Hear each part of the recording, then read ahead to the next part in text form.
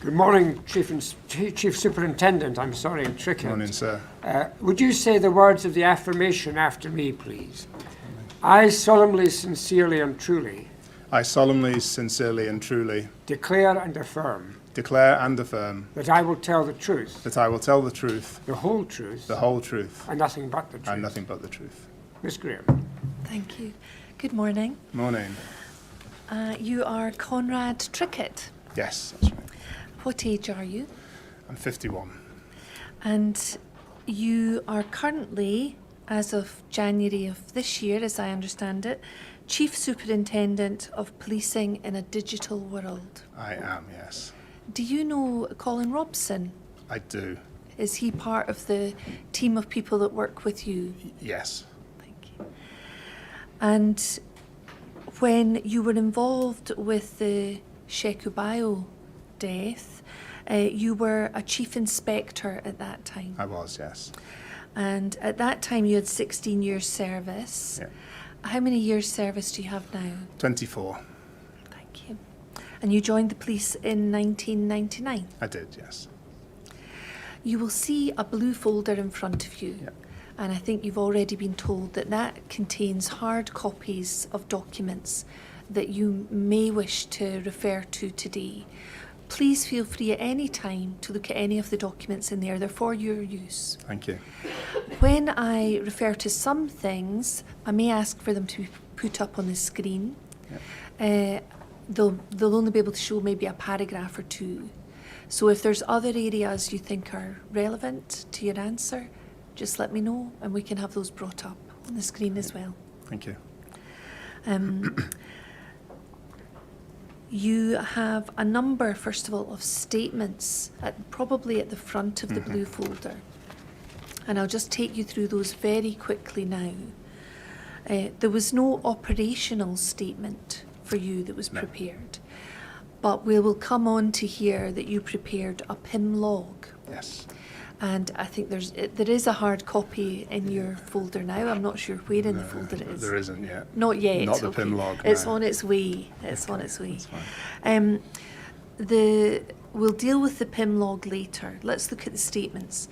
PERC 00121 is the first one. This is from the 14th of May 2015 at 12:40. And you'll see that you have your hard copy. We can see it on the screen. And this was a statement you gave to PERC, to a John Clerkin. It's on the front page. That's right. At Police Scotland, Queen Street Police Office in Aberdeen, and in the presence of Alistair Lewis. And I think in your inquiry statement you said to us that you did your best to give a true and accurate record when this was given to PERC. Yeah, that's right. And then look at PERC 00122. And again, this is another statement that you gave to PERC. And it was on the 2nd of June 2015 at 13:30.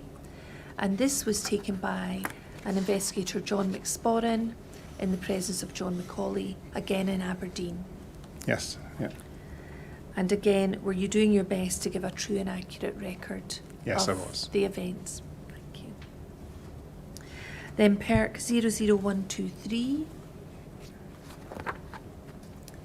And this is a third statement given to PERC on the 18th of January 2018 at 1400 hours and taken in the presence of Gary Sinclair and Ross Stewart. Tell me, how do you pronounce Balloony Field Police Office? Balloony Field. Oh, really? Yeah, spot on. Thank you. And again, you were trying to give your best recollection and give a true and accurate record. Yes, I was. Then moving on to SBPI 00076.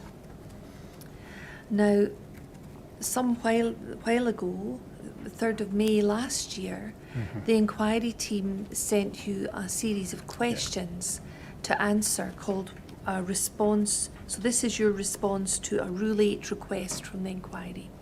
It was written questions and you provided your written answers. Yes, that's right. And can we see that it's 18 paragraphs that you've responded to? And if we look at the last page, we see that it was signed by you on the 3rd of May 2022. That's right. Now, you'll see on the screen your signature's been redacted, but your copy, I don't know if it's maybe redacted or not, Yeah. but you did sign that document. Yes, I did, yes. And that was under a paragraph that says, I believe the facts stated in this witness statement are true. I understand that this statement may form part of the evidence before the inquiry and be published on the inquiry's website. And you understood that when you signed it? Yes, I did, yes. Okay. And then finally, the inquiry statement, SBPI 00257. And this is a statement that was taken by a member of the inquiry team. And it was taken on Friday the 18th of November last year and the 15th of December 2022. Yes, that's right. Yeah. And it is 70 pages long, or that might not be correct. If we go to Yeah, the last 70. page.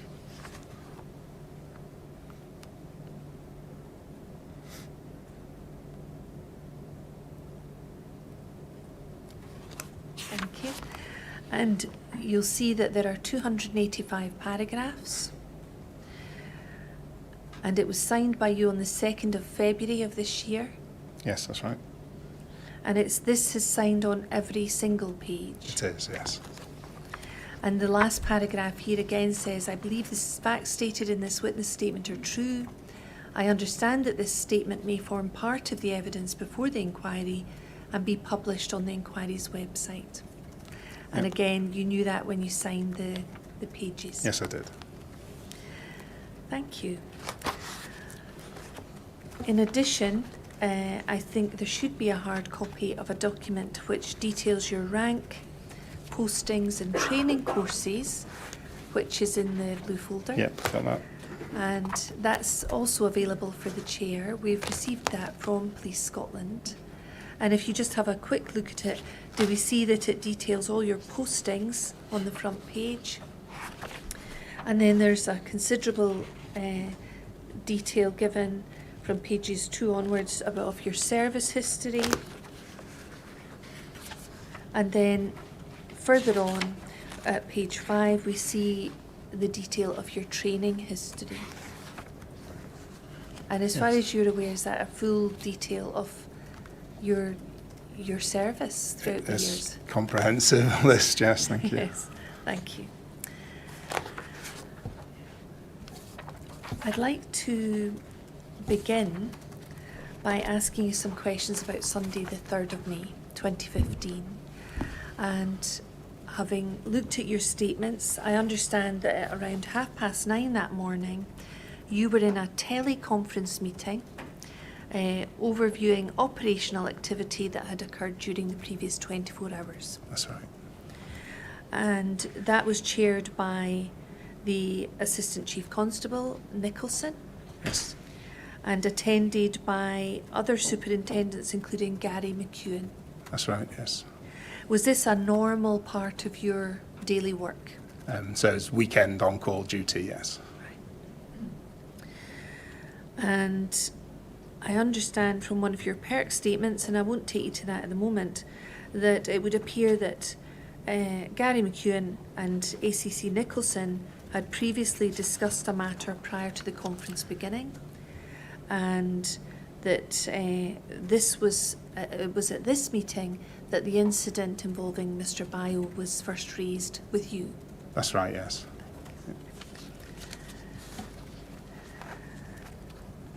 Were you aware at this time that Gary McEwen had declared it to be a critical incident? He briefed the meeting on that fact during the course of the meeting. And looking at PERC 000121, page 2, paragraph 2,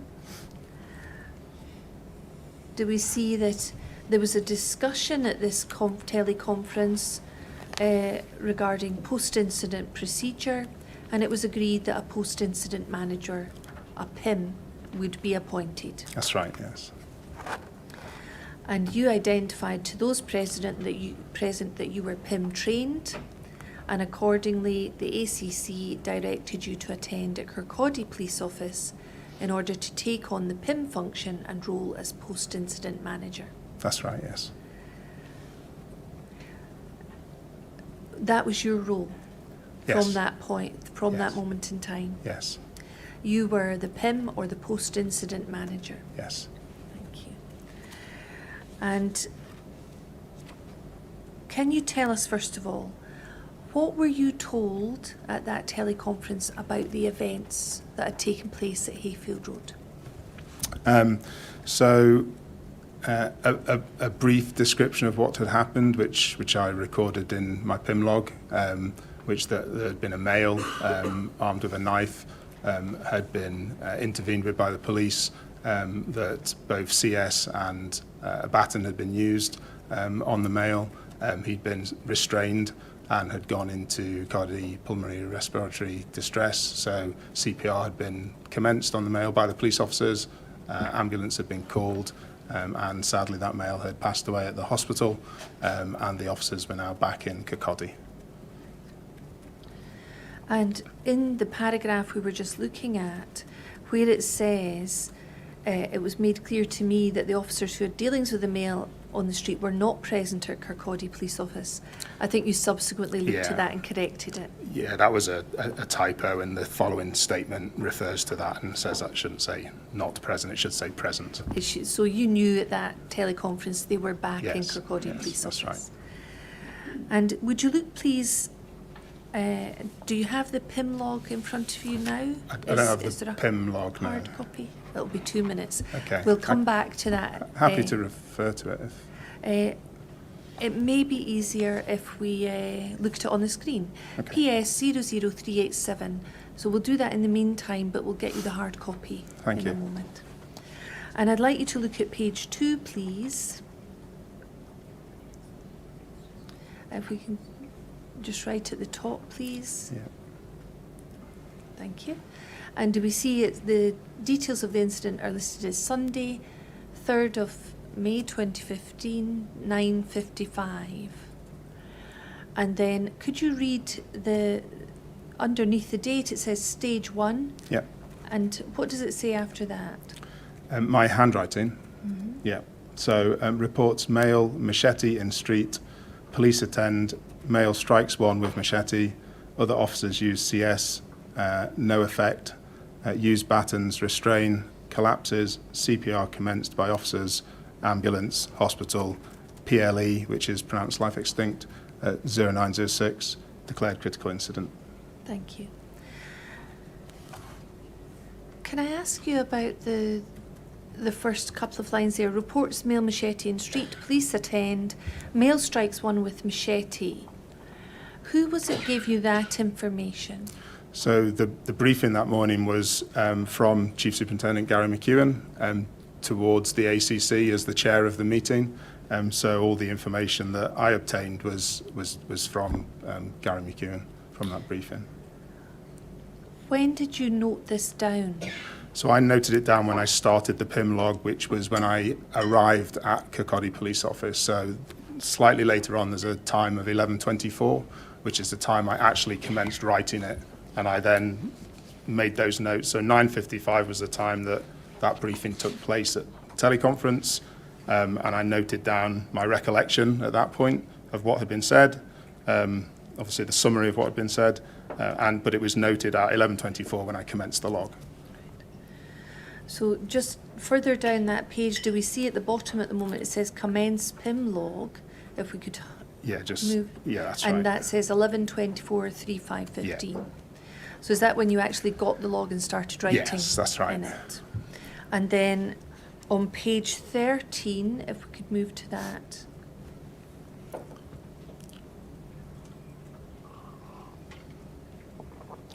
Do we see that at the top it says 11 o'clock, attend at Kirkcaldy? Yes. Yes, that's right. So that's the time you arrived. Yes. And 11:24 you start writing. Yes, that's right.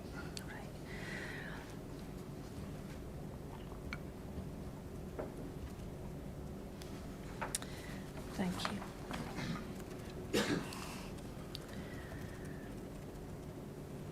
Explain please, what a PIM does?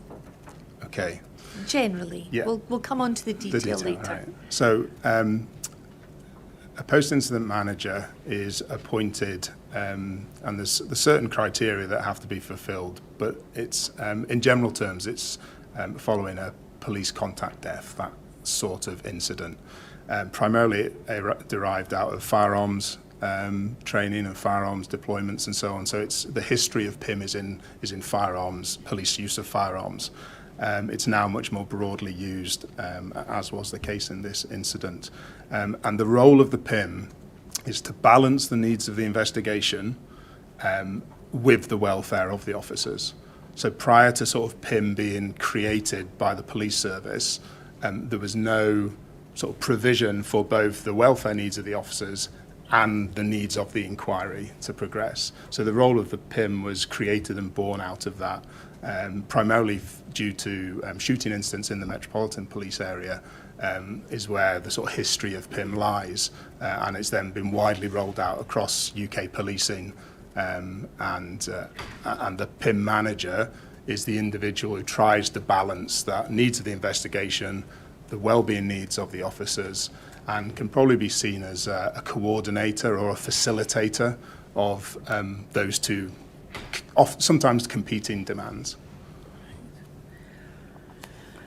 So can you I explain? think that's the hard copy arrived now. Oh, thank you. Thank you. Thanks. Thank you. So if at any time you would be assisted by looking at that, please feel free to do so. Thank you. And we can bring the image up on the screen. Thanks. Can you explain, please, the significance then in terms of this incident that a PIM was actually appointed? So the significance is that this tragic death did not follow the discharge of police firearms. At the point in time in 2015, post-incident procedures and the policies related to that and the sort of custom and practice and so on was all in relation to firearms. Other areas of the UK had started to use the process in the non-firearms context, and indeed now it is widely used in the non-firearms context. But in 2015, Police Scotland just had the policy around firearms, and so PIM was only used in a firearms context. Clearly this isn't a firearms discharge that we're discussing. We'll come on to the SOP in due course. Sure. So can you explain why it was seen as a benefit to use this PIM manager? So I think that because of the core definition, really, so what was apparent was there would be the requirements of an investigation following this incident, and also there's an organisational responsibility to look after the welfare of the officers that have been involved in this traumatic incident. And actually the best way to achieve both is to have a post-incident manager appointed and to run through post-incident processes. And so that was the decision-making that was put in place by Chief Superintendent McEwen, and the decision by the ACC to appoint a post-incident manager. In terms of balance, you've talked about the investigation and the welfare and there being a balancing act. Would you say the priority of the PIM is to assist the investigation, or is it more weighted towards welfare? It's to balance the two. So there isn't a priority. Historically, the investigation has taken primacy to the detriment of the welfare of officers. And I refer to previous incidents now, not this one. And that's why post-incident management evolved, to try and strike that balance. So it's not a case of one's a priority over the other, it's a balance between the two. And was that the position in 2015? Yes, yeah.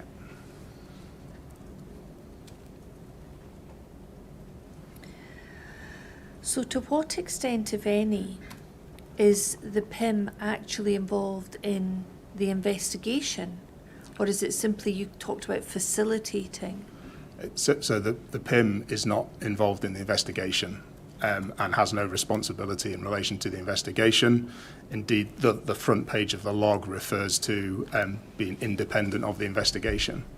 Can we look at that for a moment?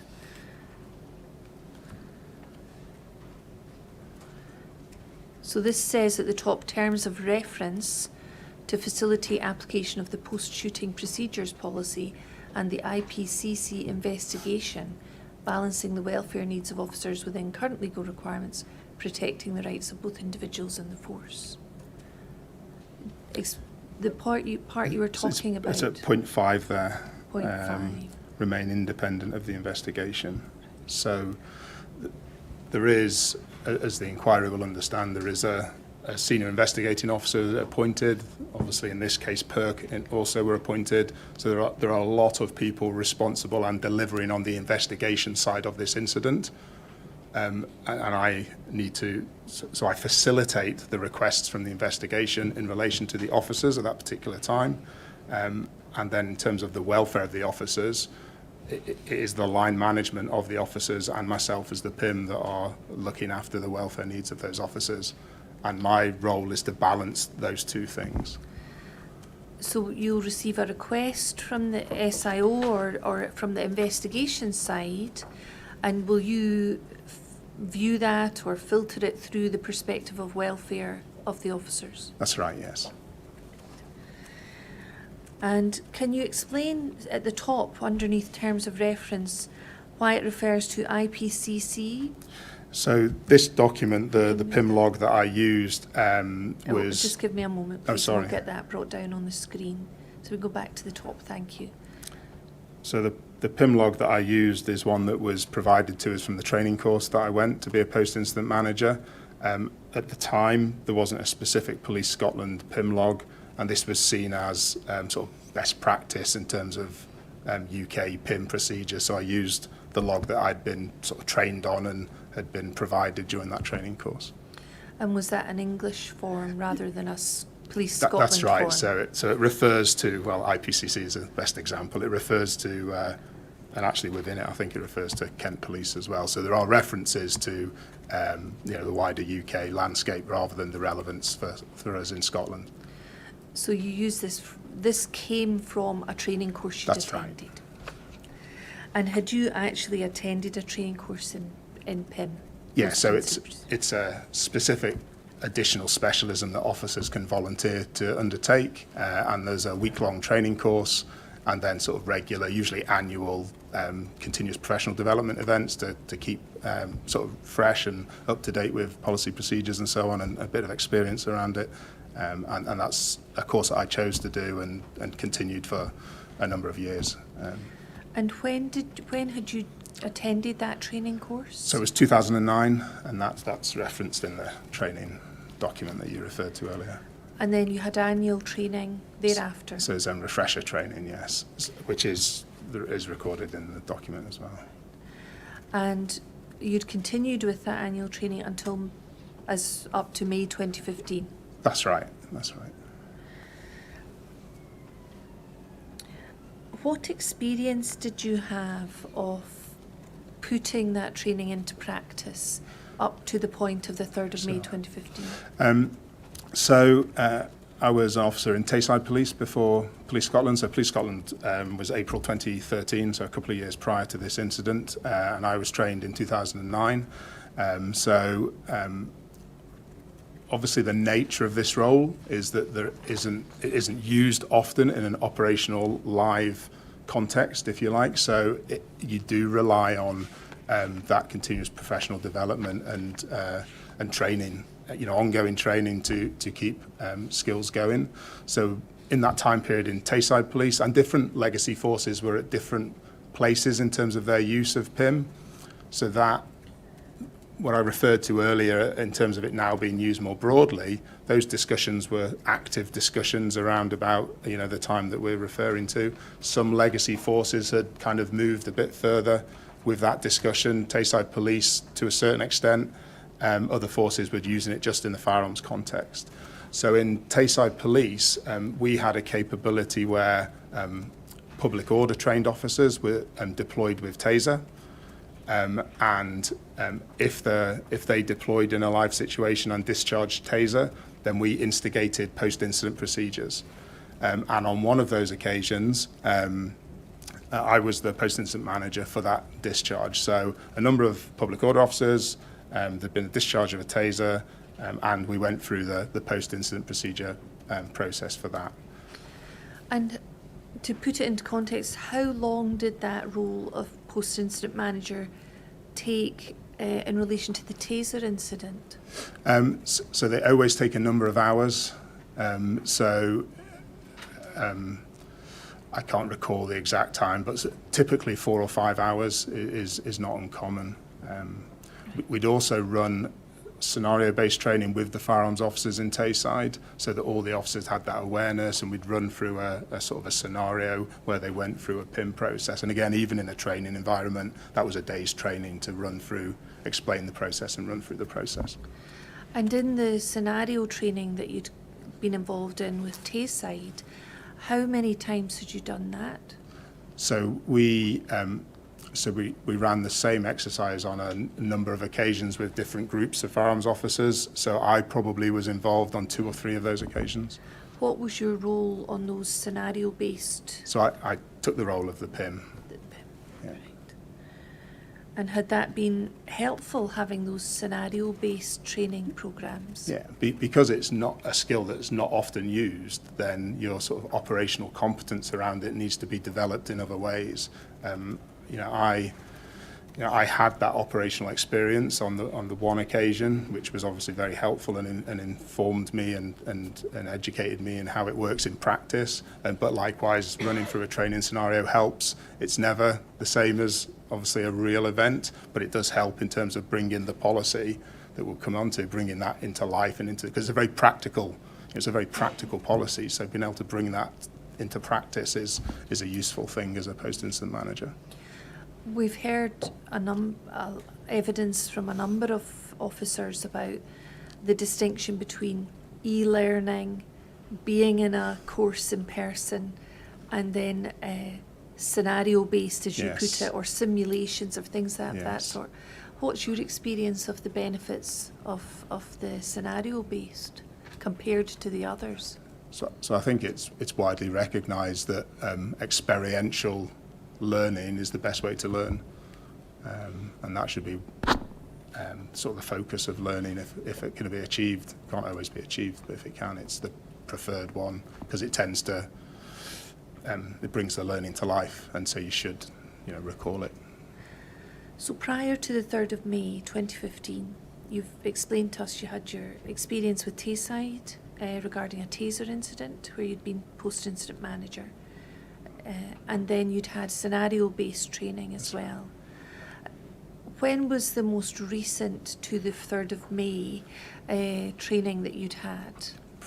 I think there is a date in the training record, and Please feel free to look at it.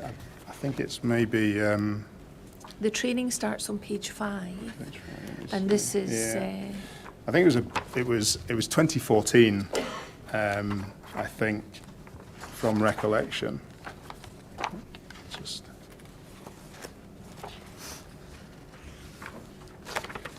Maybe on page 12?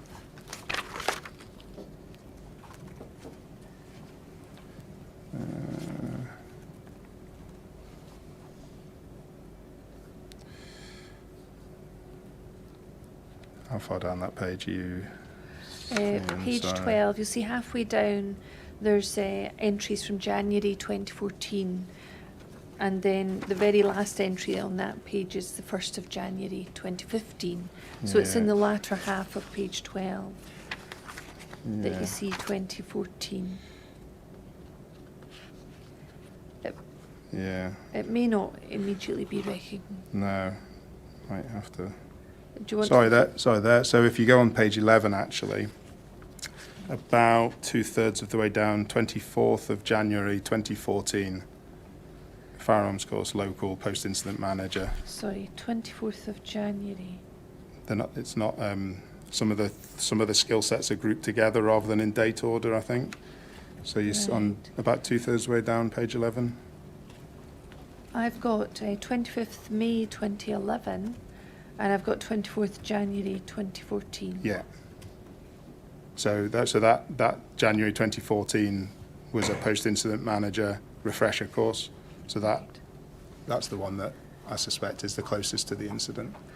Thank you. And then the one above that was September 2011, and that also says post-incident manager.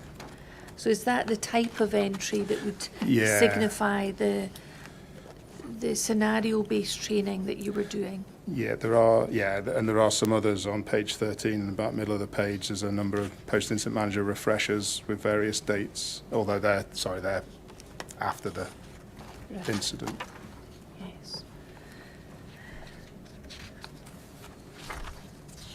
Thank you. Going back to the evidence you gave a moment ago, you mentioned the role of SIO. Mm-hmm. We've heard that a senior investigating officer relates to the investigative side of matters. That's right. And you told us in reference to page 1 of your log that you are independent of that person. Do you remember who was SIO when you were appointed PIM? So Detective Superintendent Pat Campbell, Detective Superintendent at the time, Chief Superintendent now, Pat Campbell was the SIO that I engaged with during the PIM process. Had you heard of a Colin Robson being SIO? No. We've heard evidence he was the on-duty SIO for Fife Division that day. Yeah, I understand that now, but not at Did the you know time. that at the time? No. And you've also mentioned that you were aware that PERC were being brought in to lead the investigation. That's right. Were you aware at that time to what extent PERC would lead matters and police would support PERC? No, that's not part of a conversation I was part of.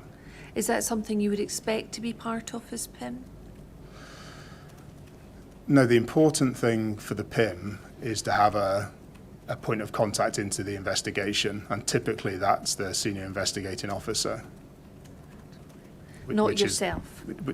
Well, the senior investigating officer is the lead for the investigation, who engages with me as the post-incident manager, so provides me with those investigative requirements. Were you aware at that time that you were appointed whether Police Scotland were continuing to take the lead in relation to the investigation pending the arrival of PERC? So when I was appointed at the briefing, the teleconference briefing, none of this detail was discussed. When you arrived at Kirkcaldy, was any of that detail discussed? So I was aware that PERC were going to become involved in the investigation and ultimately would lead the investigation. The detail of how that was going to happen was not a matter for me. Would it have helped you to have known about who was leading and what was happening in terms of the investigation? No, I need that point of contact, which was the senior investigating officer. If that individual had changed to a PERC senior investigator, that would have been the individual I engaged with, but it didn't. It stayed as the SIO.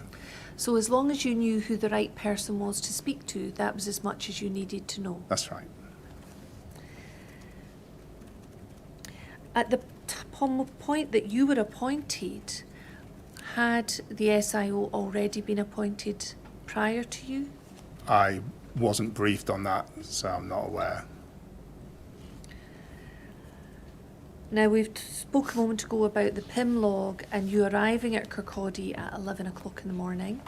If we go back to page 13, do we see that there's another entry at 11:30?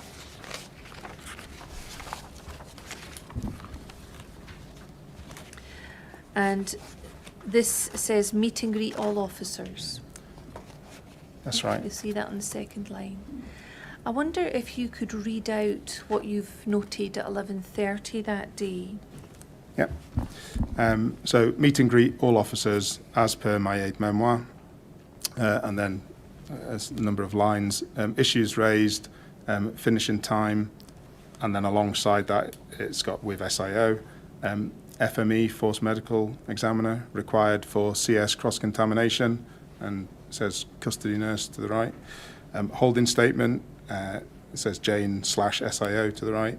Statements to be given, it says with SIO. Food, brackets, tasks to FedRep, Federation Rep. Clothing with SIO. Legal advice, FedRep. And then it documents who my team is. PIM support, Inspector Jane Coombe, and FedRep is Amanda Given. Thank you. I'm going to ask you some questions about these notes.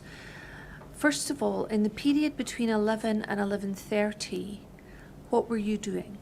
So I arrived, just go back slightly, so the teleconference, I was in Balloony Field in Dundee, and obviously this is in Kirkcaldy at the bottom of Fife, so it was for about an hour of travelling for me to get from one to the other. And so I arrived at about 11. I went upstairs, I hadn't been to Kirkcaldy before, but I went upstairs to the police office, to the officers that were there. I remember speaking to the area commander and to Gary McEwen as well. It was upstairs that Jane Coombe was introduced to me. So Jane was, these are individuals I hadn't met prior to the incident in question. Jane was introduced as a local inspector who would be able to help me to facilitate the PIM process. I warmly welcomed her as part of the PIM support mechanism. There was a brief conversation with Gary McEwen about the fact there was a gold group was going to be taking place relatively soon. Should I attend the goal group or not? And the sort of joint decision between us was I'd be better, because the officers have been in the canteen for some time, it would be better for me to go and engage with the officers and initiate the post-incident procedures with the officers rather than get drawn into a goal group meeting, which would then delay me actually engaging with the officers. So those were really the two main things that came out of the time upstairs. So that was 15 minutes.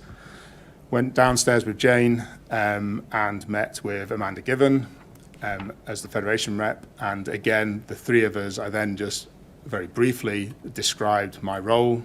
And there's probably a point around the knowledge of post-incident procedures at this time, which is worth drawing out at some point for the inquiry's benefit.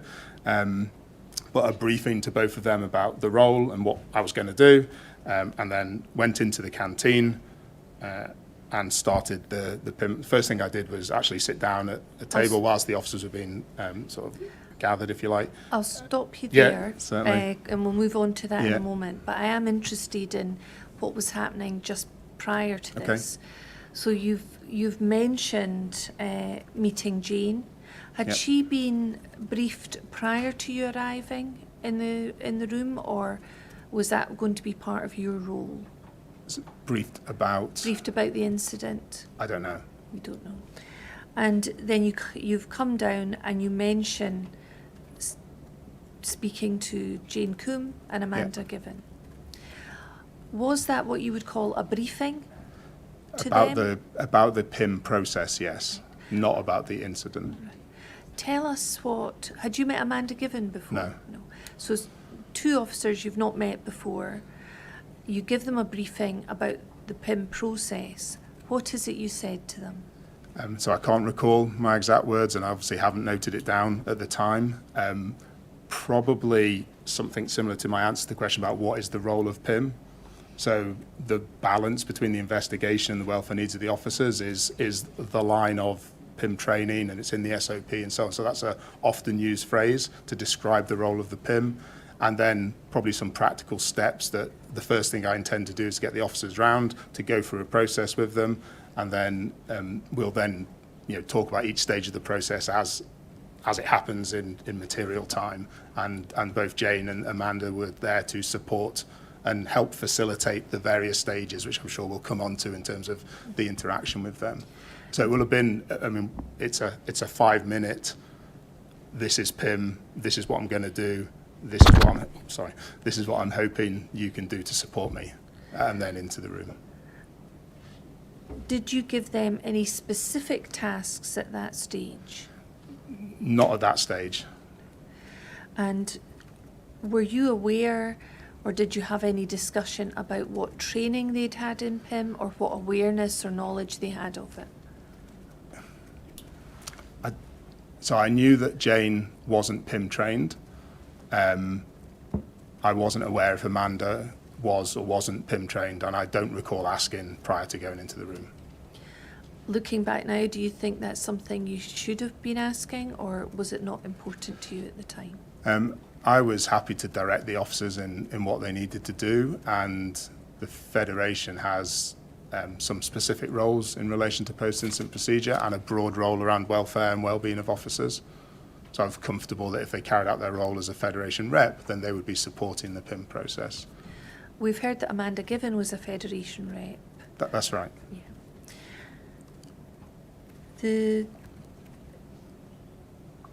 The role of Jane Coombe, we have heard some evidence that suggested that she was a deputy PIM. Now, we've also heard from Jane Coombe herself, who didn't accept that that was her, that was a formal role that she was taking that day. What's your position on that? So I think it was one of the questions I was asked about deputy PIM. Deputy PIM is not really a term that I'm used to. It's not a term that I was aware was in the SOP, and it's not a term that I've looked back and found in the SOP. So I'm not sure where the term deputy PIM has come from, because it's not one that I would have used. As a PIM, you would form a team around you to support you. And that's now more formalised actually than it was in 2015, but you would form a team around you. So I know I needed some help. And a Federation rep is always going to be part of that wider support team. So actually the language of support, a person to support me in the PIM team, is how I would have described it. Indeed, that is how I described it in terms of I think it's still on that page. So yeah, PIM support, Inspector Jane Coombe. So in my mind, Jane was there to support me. She wasn't there as a deputy PIM, even if that terminology was in use, which it wasn't. You would expect that person to be PIM trained if they were a deputy PIM, and that wasn't my expectation. Thank you. And in terms of the support team that you had, you've mentioned Amanda Given as a Federation rep. Was that customary for a Federation rep to be part of your team? Yeah, Federation hold a key role in post-incident procedures. Their more general mission is around welfare and efficiency for policing, and therefore the welfare side is absolutely, it's that balance between the investigation and the well-being welfare of the officers, so they contribute to that welfare.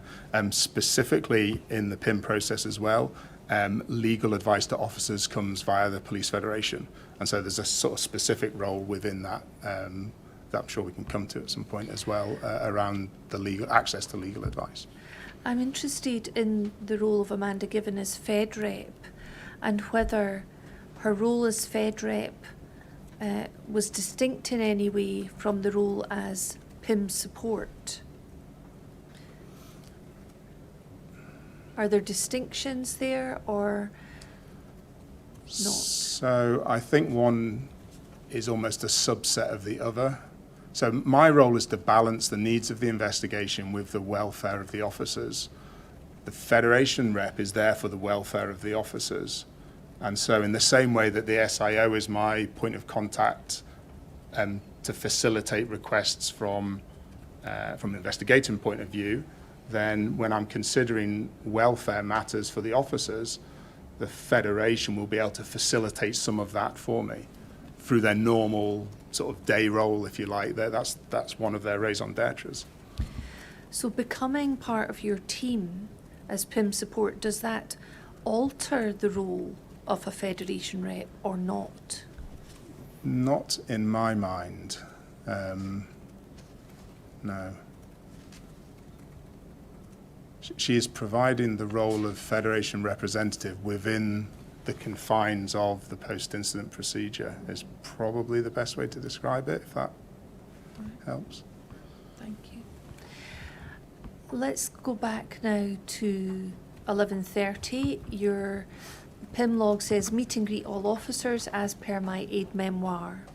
And I wonder if we could look at an earlier page of the PIM log, which is page 3 of the hard copy.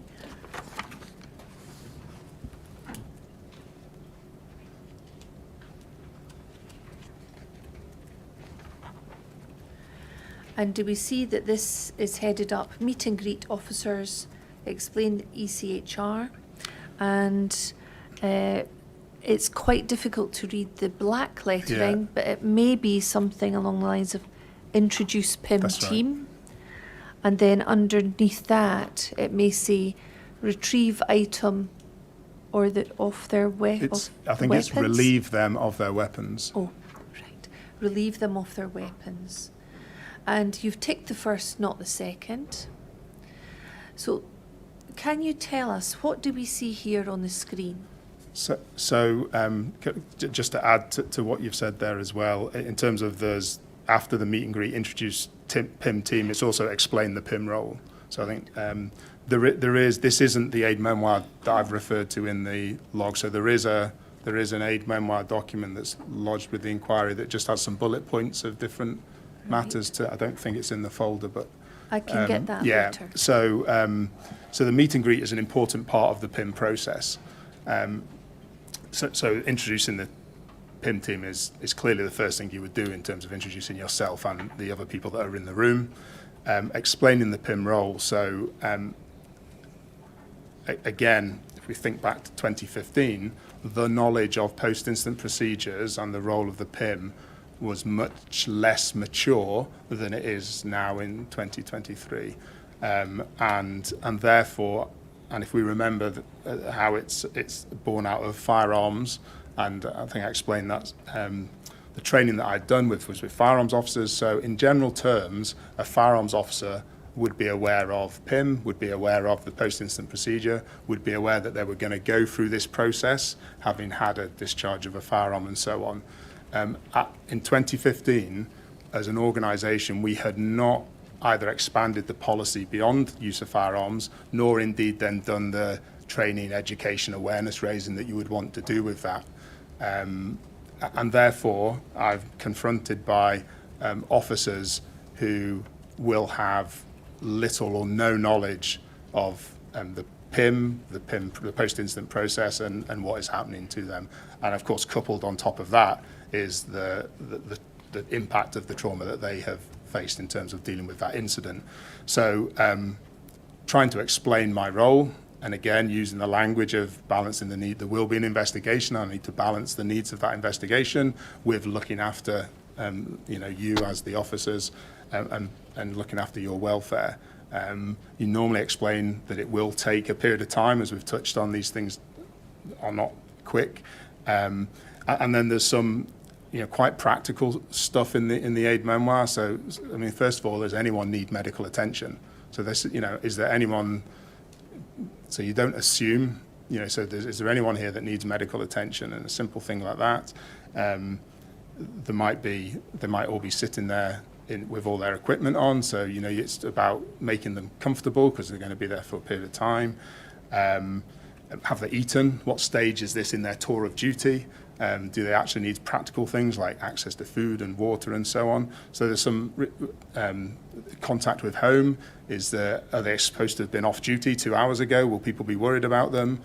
So there's a whole kind of bunch of really practical things in terms of just getting the officers in a place where they know what's going to happen as best as we can explain at that point, and that we just look after those immediate sort of welfare needs.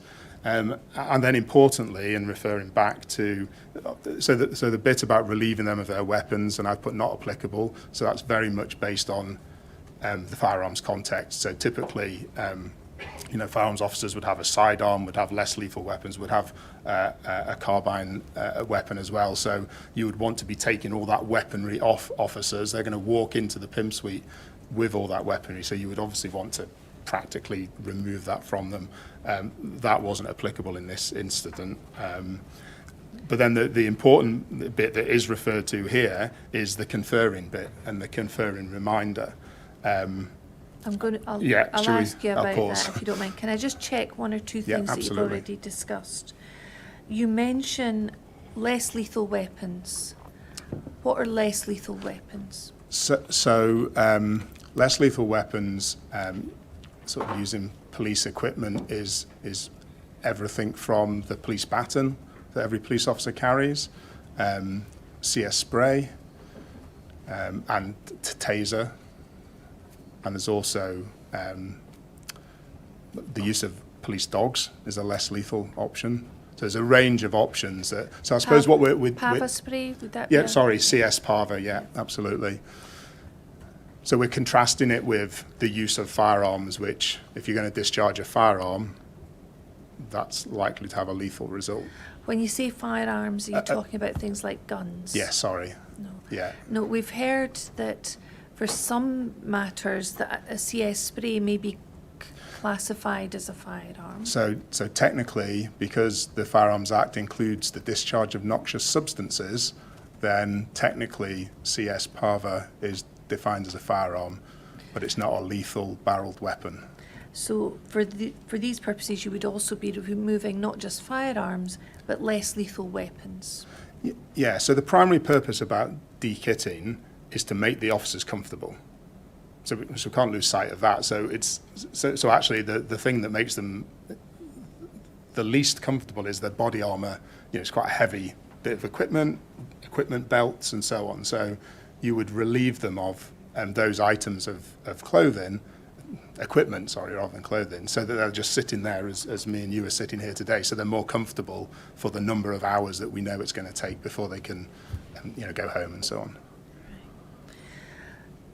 When you arrived in the canteen that day, had they already removed their equipment and their uniform, or was that Yeah. something that you That's right. advised them to do as part of your PIM role? So that's right. When I arrived, as I would have expected, actually, they'd already taken off their body armour, their equipment belts, and were sitting there in black trousers, black t-shirt, that sort of, may have had a fleece on, but that kind of normal clothing. So their equipment had already been taken off. And in terms of the equipment, could you see where it was that day? So some of the equipment was within the PIM suite, and some of it had been placed in their lockers, which the locker room was just to the left of the room we were in. When you refer to the PIM suite, what are you referring to? So I'm referring to the room that we used, which was the canteen at Kirkcaldy. So if others have referred to the canteen and you Yes. refer to the PIM suite, are we talking about the same We thing? are, yeah, we are. And I will ask you some questions about Yeah. that as well. But in terms of the equipment, we've heard some evidence that some equipment was on a table in the canteen or the PIM suite. Some was leaning against walls or on the floor. Was that correct as far as you recall? Yeah, so yes, that's a reasonable description. Was it any part of your role to do anything about that equipment? Or was it simply just making sure they de-kitted to feel comfortable? So it's important that the equipment's in a place that the officers can take charge of their equipment and if needed, to hand it to the inquiry team. I don't want to rush ahead, but obviously one of the requests from the investigation was around clothing. So obviously at that point in time, it's important that the officers can gather their equipment and put it there. If their equipment is literally positioned in piles as per the officer, then that's okay until we get to the investigative recovery of that clothing, that equipment, sorry. Right. Can I ask you, first of all, was there any part of this page 3 of the PIM log that you used, or was it simply the separate aid memoir with the bullet points that we'll deal with later?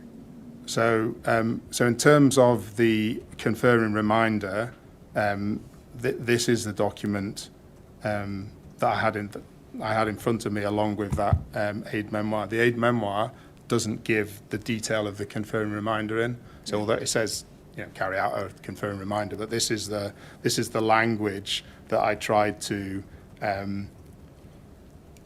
paraphrase / non-firearms sort of define, if you like. So using some of the key language in this conferring reminder, so I could stay as true to the reminder, recognising that there's some bits of it are quite specific about firearms that wasn't relevant to the situation I found myself.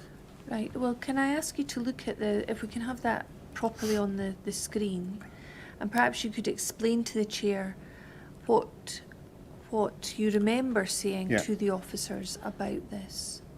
Oh, Sorry. I think that's Just the go back. memoir, actually, yeah. So is this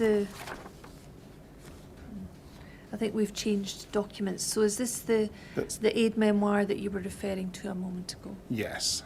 So that's PS 18503, and you mentioned a document with bullet points on it. And take us through this document, please. So this forms a little bit more detail around the issues that you would cover during a meet and greet, and as I've described, the immediate welfare, right up to any medical requirements, is the sort of first thing that you want to consider. There's the make officers comfortable, which we've just touched on in terms of equipment and so on. And then the welfare needs, as you see, that this refers to another aid memoir. So there is an aid memoir that exists, which is sort of a it basically has these things in little boxes and a flow diagram, but it's not, as far as I'm aware, it's not something that's been that the inquiry have. So it's not something we can refer to, but it's the same sort of points in it. So that's what they say when they're saying C-aid memoir. They're referring to this laminated. That's the word I was looking for. Laminated product that PIMS will use, but essentially it runs through this as a bit of a tick list. So these are the issues that I've already touched on, really. The clothing, they might need to change out the clothing into other uniform or other clothing. Do they need a wash, a shower? Do they need a doctor? Food, drink, the phone calls, the bit about, also there's two bits to the phone calls, and you see it says expand there. One is that practical bit about, is somebody worried about you because you're not at home, and you should be.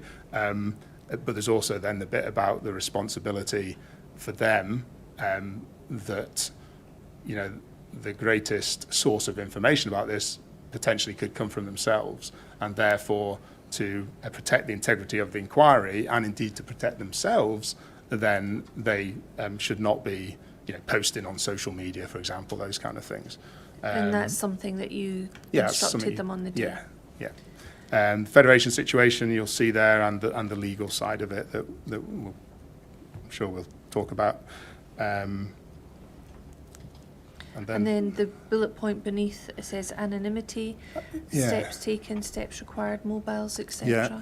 So part of the PIM process, certainly in relation to firearms, is imposing anonymity at the beginning to quite a high standard. So that includes using letters as a reference rather than the officers' names. Things like the command and control log being locked down, so restricted, so that only certain individuals could see it. The provision of accounts potentially being referenced, only certain levels of control being applied to provision of accounts and so on. And this is all to protect the officers in terms of their own rights to privacy and their own media scrutiny and their own, potentially, if it's not this incident, but an incident that might be related to serious organised criminality or terrorism, then there might be some specific personal safety threats. So the anonymity is a process that can be put in place. There's a number of measures there that I've touched on, and you can put in all of them or some of them to protect the anonymity. And the reference to mobiles is actually what I've said about, part of this is that the protection of anonymity, each individual has a responsibility in that place as well, because they were there, they know what happened, and therefore they need to keep that to themselves for their own protection and the integrity of the inquiry. It goes hand in hand. Did you go through all of these bullet points with the officers in the PIM suite that day? So yes, Yeah. yeah. So take us on to the next one, introduction. So PIM team, and that's obviously what you do at the beginning, so that's why this is Mm. slightly out of the order Yeah. you would do it, which ties in with the log actually. You're obviously going to introduce yourself and the people that are with you. What does it mean, roles, primary, secondary, tertiary, prods, etc.? So again, primary, secondary, tertiary are not particular language I would use in relation to post-incident management. Prods will be productions. So, and that comes in from that investigative strand. Are there things that we need to take possession of as productions? What you might do when you form a PIM team is appoint a secondary PIM. So I would probably use lead PIM to be honest, but primary PIM, and you might have a support PIM, a deputy PIM, a secondary PIM, someone as part of the PIM team to help. I don't think it matters what that language is really, but... Did you have someone So I didn't have that anyone day? else PIM trained. I was relying on Jane to support me, and as we've discussed, Amanda Given.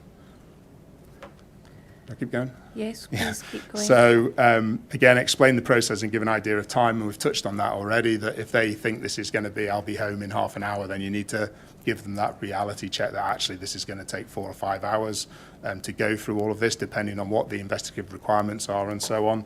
So that's the most important part there. Explain that process. There's things that we need to check. I'll be speaking to the SIO, and there'll be things the SIO wants, and we'll need to facilitate that. And so on. So just explaining practically the things that are going to happen during the course of this next period of time, and just explain how all these things soak up time, and therefore, and that then ties into, if it is 5+ hours, is that the end of your duty time or not, and so on. You talked about being with Jane Coombe and Amanda Given at the time. Were there any other senior officers present in the PIM suite with you? No, this was when you were giving this? No, this was the three of us and the officers. All right. Sorry to interrupt. No. So alleviate concerns about conferring. Statement, read this. So that's so 7.91 will refer to the paragraph in the SOP. And that's really replicated on the log, the bit that we were, it's just up a bit, the bit that we were talking about in terms of the log. So that's the important bit in terms of the conferring reminder. So is that on the previous document we were looking at? Yes, PIM log, yes. PS 00387, and it was page 3, I think, that we were looking at. Yes. And we see on the left-hand side, as a matter of general practice, officers should not confer with others. That's right. Is this the part of the PIM log that you relied on when you were talking Yes. to officers about conferring? That's right. Can we have a look at that, please? If we can have all of that on the screen. You can look at the hard copy. Yeah. And as you read out the paragraph that's in quotations, can you explain to us how you adapted that when you spoke to the officers? So before even using these words, I explained to the officers I explained to the officers where this has evolved from in terms of it's a firearms context that much of this comes from, and we're adapting it for a non-firearms circumstance. And then actually the language at the top and the bottom of this paragraph are kind of universally useful. And so as a matter of general practice, officers should not confer with others before making their accounts, whether initial or subsequent accounts. So I would have said those words. I probably also said, explained so accounts is a very post-incident procedure language, and officers that are not familiar with this would be more familiar with the language of statements or operational statements or that kind of thing. So I probably explained that bit to them. The next bit that's in sort of italics, the important issue is to individually record what their honestly held belief of the situation was at the time force was used. That's very firearms-focused language. So if you said that to a firearms officer, they would absolutely understand what you were talking about. If you said that to people that have not had that training or awareness or whatever, then they wouldn't actually understand what that means. And so I didn't talk to them about honestly held belief because I didn't think it was irrelevant to their role. What did you say from your best recollection? So the bit at the top and the bit at the bottom. So if I just come on to the back, they should not confer with others before making any accounts. And by accounts, we're talking about statements. And there is no need for an officer to confer with others about what was in their time. So this refers to the time force was used. I broaden that out to the incident. So there's no need to talk to each other about what happened about the incident. So that was the sort of language I was given. That's how I adapted this from the firearms specific language to the sort of more general sort of approach. Thank you. And then the words "there should therefore be no need" did you go on to say that? It's not in italics? Yes, sorry. Yeah, so there's no need for officers to, so as well as using the word confer, I actually probably use the phrase speak to each other about it, because don't assume that everyone knows what confer means, I suppose. So, put it in very plain English that there is no need to speak to each other about what has happened at this incident. So for the words that are in italics, did you miss them out completely? Yes, I don't recall deliberately not talking about honestly held belief because I thought that would complicate things and wasn't relevant because it's very firearm specific language. And then the words at the end of that paragraph, which are not in italics, did you read them subject to changing the word confer? Yes, that's right. Thank you.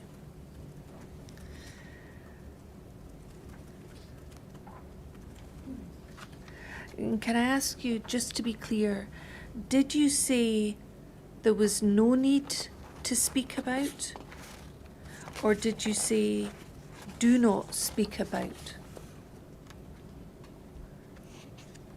You'll see here the final bit of this paragraph. There should therefore be no need for an officer to, you said, speak about. Or did you say do not speak about? So I can't recall as I sit here today, but I think I will have used the language of no need to speak about. There's no need to speak about. And therefore, I probably used both phrases, to be honest, because it wasn't as dry as me reading this and then moving on to something else. I tried to actually explain this in police officer understanding so that they understood what I was saying. So I probably both said the phrase, there's no need to speak about it, and do not speak about it. That would be a normal way, because I paraphrased this rather than just read it out in a sort of a verbatim, dry sense. I tried to bring it to life, I suppose, in terms of what it means to the officers. Thank you. And then at the end of that page there, it says officers can still talk to each other. It is the most natural thing for them to do. Was that something that you discussed with the officers, or was that really there as a prompt for you? No, so again, I wouldn't have used that language, but that's why I would have been specific about talking about the incident. So if you want to talk about the football, if you want to, whatever, if you want to, that's the bit about it's most natural to do so. You can talk about other things.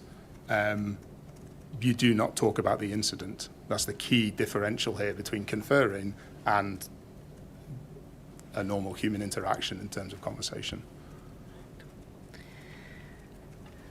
Can I ask, you've talked about PIM and the procedures that are adopted. We've looked at the bullet points. Let's go back to the previous document we were looking at, the one with the bullet points, PS 18503. And you were taking us through these bullet points. Keep going up the page, please. And we'd come to the bullet point about conferring.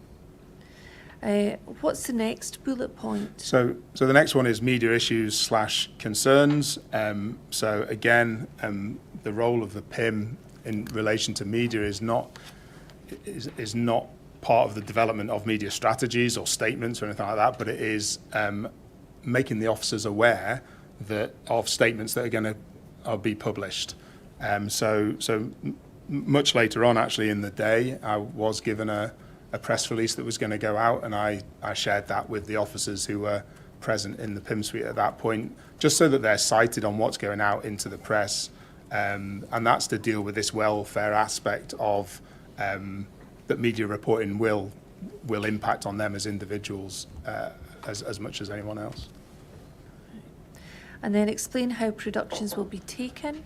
Tell us what that bullet point's about. So, so you'll see after that the hyphen after refers to tactical firearms unit instructors and so on. That's obviously not relevant for this. It's more your production officer, SOCO, scenes of crime officer there. So one of the things that the SAO had asked me to do was that they want. Sorry. I thought you said SAO. You No, mean SIO. Sorry, I misheard. Yeah. So the senior investigating officer had said that they did want to recover the equipment and outer clothing of every officer. And was that something you were aware of when you went into the canteen? No, not at the beginning. Not at that time. So I met with the SAO later and was given that sort of investigative request. And indeed, I spoke to the lead detective who was going to recover the clothing in a forensic way. And then my role is the practical facilitation of that. So, well, both for the officers to be aware that that's the request, because it does step aside from the SOP in terms of the expectation of clothing from a firearms context, but obviously we're in a different context. So what and how it was going to be recovered. So that came from the investigation team. This is what we want, and this is how we want to recover it. And that's later. But that is later, yes. Of this Sorry, bullet point, you're right. I'm jumping ahead. You're preparing people for that. So so without knowing what is going to be asked for, it's about there may be items of equipment or so on that may be asked for by the investigation team. And then the final bullet point there is initial account for the IIO. First of all, tell us who is the IIO. So that's the initial investigating officer. So it's terminology that again has a predominance in post-incident procedure and it's probably not widely used beyond post-incident procedure, and the language of SIO, Senior Investigating Officer, is a more commonly used language, and indeed nowadays when PERC are involved they call them senior investigators or so on. So effectively is the IIO the same as the SIO? Yes, it's the person who's responsible for the investigation side. Right. IIO comes from the standard operating procedure. Yes, that's right. And the phrase there, initial account, tell us what that relates to in terms of the message you're sharing with the officers. So, again, to try and not jump ahead, in terms of at the meet and greet stage, there's an expectation that some sort of account will be given by the officers before they finish duty. Right. And did you go through all of these bullet points on the day in the canteen or the PIM suite at 11:30 that morning? Yes, that's right. As part of this, were there questions? What was the response from the officers? So there weren't any obvious questions coming out of it. It was more listening to me and understanding. So nobody particularly raised any concerns about any specific aspect. How long did this take? My recollection is somewhere around 20 minutes, that kind of time frame. But I haven't recorded when I finished it, so it is a recollection as opposed to something I've recorded. Did Jane Coombs say anything during this time? No. Amanda Given? No. Do you remember if any of the specific officers who were there in the PIM suite said anything to you? No.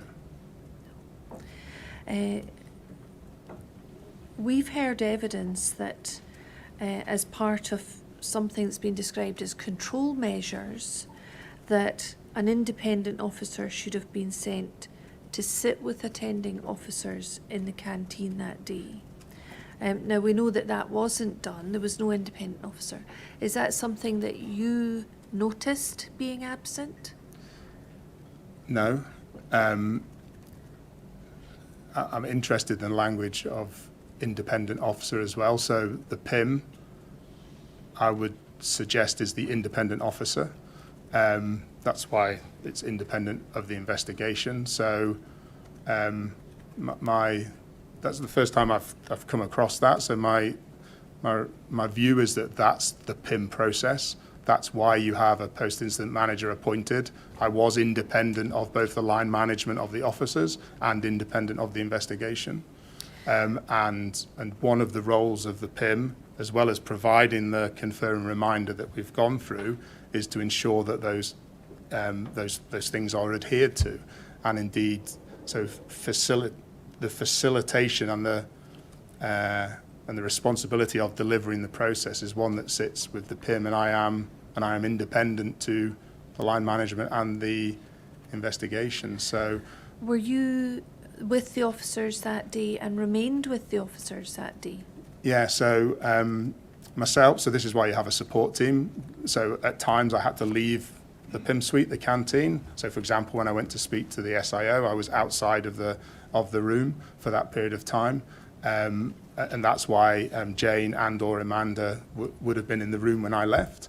And so when I spoke to Stuart Houston, that would have been outside the room as well. So there are some practical things I have to facilitate outside the room, and therefore you have somebody inside the room as well. Hence why one of the reasons you need a support mechanism. But actually, I spent the vast majority of the day in the canteen, in the room.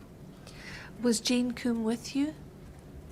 Yeah, so again, there were things that she went off to do to support the process, but if she wasn't away doing various things, then she was in the room as well. And likewise, Amanda Given. So between the three of you, as part of PIM and PIM support, was there always at least one of you in the room at any given time? That's my recollection, yes. And from your perspective as PIM manager, were you there with a view to monitoring the details that you'd given to the officers, and in particular I'm thinking about the information you gave them about not conferring or not speaking to each other? Yeah, I mean that's a really important part of the role, and so it's not just about reading the words off an aid manual. It's about both bringing that to life so the officers understand it, and then making sure that that doesn't happen. And my recollection and my records, my statements immediately after, people didn't talk about the incident when I was present in that room. In fact, conversation generally was really limited. So that from about 11:30, when you arrived in the PIM suite, from your recollection, there wasn't discussion about the events at Ayfield Road between the officers who'd been at the event. Thank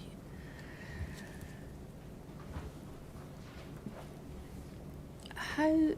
Can you tell us, how is the PIM procedure that you've described and you shared with the officers, how is that different from what normally happens?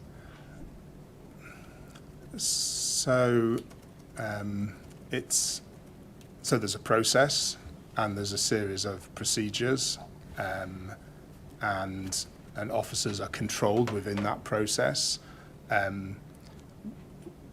When you say normally, you're referring to sort of day-to-day policing kind of well, matters. You've described how post-incident procedures were set out in the SOP, that the role of post-incident manager would maybe not be very well known. No. So I'm interested in how the procedure differed from what they may already have known about. So it will be very different from what they experience. So a uniformed police officer will work from a particular station, will attend a variety of calls during their working day. Some of them might be quite impactful on them, and they might stay involved in that call for the whole period of their duty. They at some point will return to the police office, and the line management would potentially instigate sort of hot debrief activity, and would check in on the officers to see if there are any welfare concerns. And of course, there's then in policing, there's normally a criminal justice process that's needed to be followed, be that recording it as a crime, reporting it to the Procurator Fiscal, and there's normally internal paperwork that needs to be completed, and also, as I say, line management should be checking if that incident has had any impact on the officers, and there's a number of things, and these are ever improving. There's a number of welfare support mechanisms that can kick in for officers, so we can from simple things in terms of just the practicalities around officer welfare, maybe an officer needs time off, to more formal things like TRIM assessment, so that's trauma risk management processes which assess if the impact an incident's had on an officer, occupational health referrals, as many organisations have, employee assistance programs. So there's a range of sort of welfare support mechanisms that should be triggered by a line manager during normal day-to-day process. The provision of statements is something that depending on the criminal justice process that's been followed, there are time frames that those statements would be provided in, and so on and so forth. Whereas I suppose the PIM process brings all of that together, and just puts a bit more structure and management around it. So some of the same things will happen in normal day business, and some of them won't. And the PIM process really is just to put in place that structure to achieve some of those things. So the provision of accounts, I would say, is quite a specific post-incident procedure process that will be worth discussing in more detail to understand it, because that does differ from normal operational business. Right. We'll definitely come on to the SOP and we'll go through each step in turn. Just to finalise some questions about the PIM suite, what steps did you take to secure the PIM suite and record individuals who may be entering or leaving? We've heard the canteen can be accessed from the rear of the building and different areas. Yeah, so it's probably worth just going back one stage there. So because of my time of appointment, the officers were already back at Kirkcaldy, which was their normal place of work and where they could access their lockers with their own clothing and so on in. A decision had been made by someone for the officers to go into the canteen, which didn't seem an unreasonable decision at the time. When I was appointed as the PIM, I sort of reviewed where the officers were, and it might be worth just saying something about designated PIM suites. I was going to ask you about that. Okay, yeah. So there are designated PIM suites around, again, at 2015 in relation to firearms. So they typically were in locations where firearms officers worked from.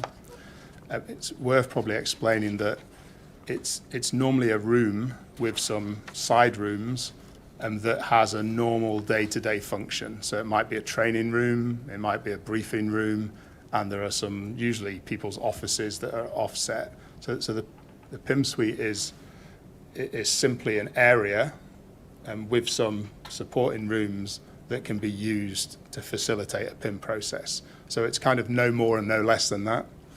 And so my decision making in May 2015 was, so the officers are in a space that they're comfortable with and they're already in and have been in for a number of hours. From a practical point of view, their equipment is there. Their lockers are there. And yeah, so you mentioned doors. I mean, on Reflect, I think there were 2 doors in, both accessed from the same corridor. So it's not a room that's surrounded by doors. It's the external side of the building, and there are 2 doors into the same corridor. So option A was to keep the officers there. Option B was to move them to a designated PIM suite, which Ross Scythe was the nearest designated PIM suite. There was the logistical practicalities of doing that. Both rooms were unfamiliar to me as a post-incident manager, so I hadn't been to Kirkcaldy and I hadn't been to Ross Scythe. So there was no advantage to me as a PIM in terms of either a location. And actually, from a very practical point of view, Kirkcaldy seemed to be the best choice. To to convert the space to a PIM suite, and that's what we did. So specifically about the security of the room, I didn't feel it was necessary to post a police officer outside, although that is an option that was available to me, but I didn't put a police officer outside the door. My recollection is one officer came into the canteen, later on in the day when they were presumably turning up for duty, and as soon as they saw it was being used in a more official capacity, they left. They put their head in the door basically and left. That's the only person I recall coming into the room that wasn't part of the PIM process. And in terms of controlling people that had come in, and I'm trying to think of an example of how that would happen, but if somebody came right into the room and started engaging with the officers, for example, then not only would I have intervened with that individual, but I would have then recorded it in the log, and there was no need to do that. So hopefully that explains it and answers the question. Thank you. I am conscious of the time. 20-minute break at this point.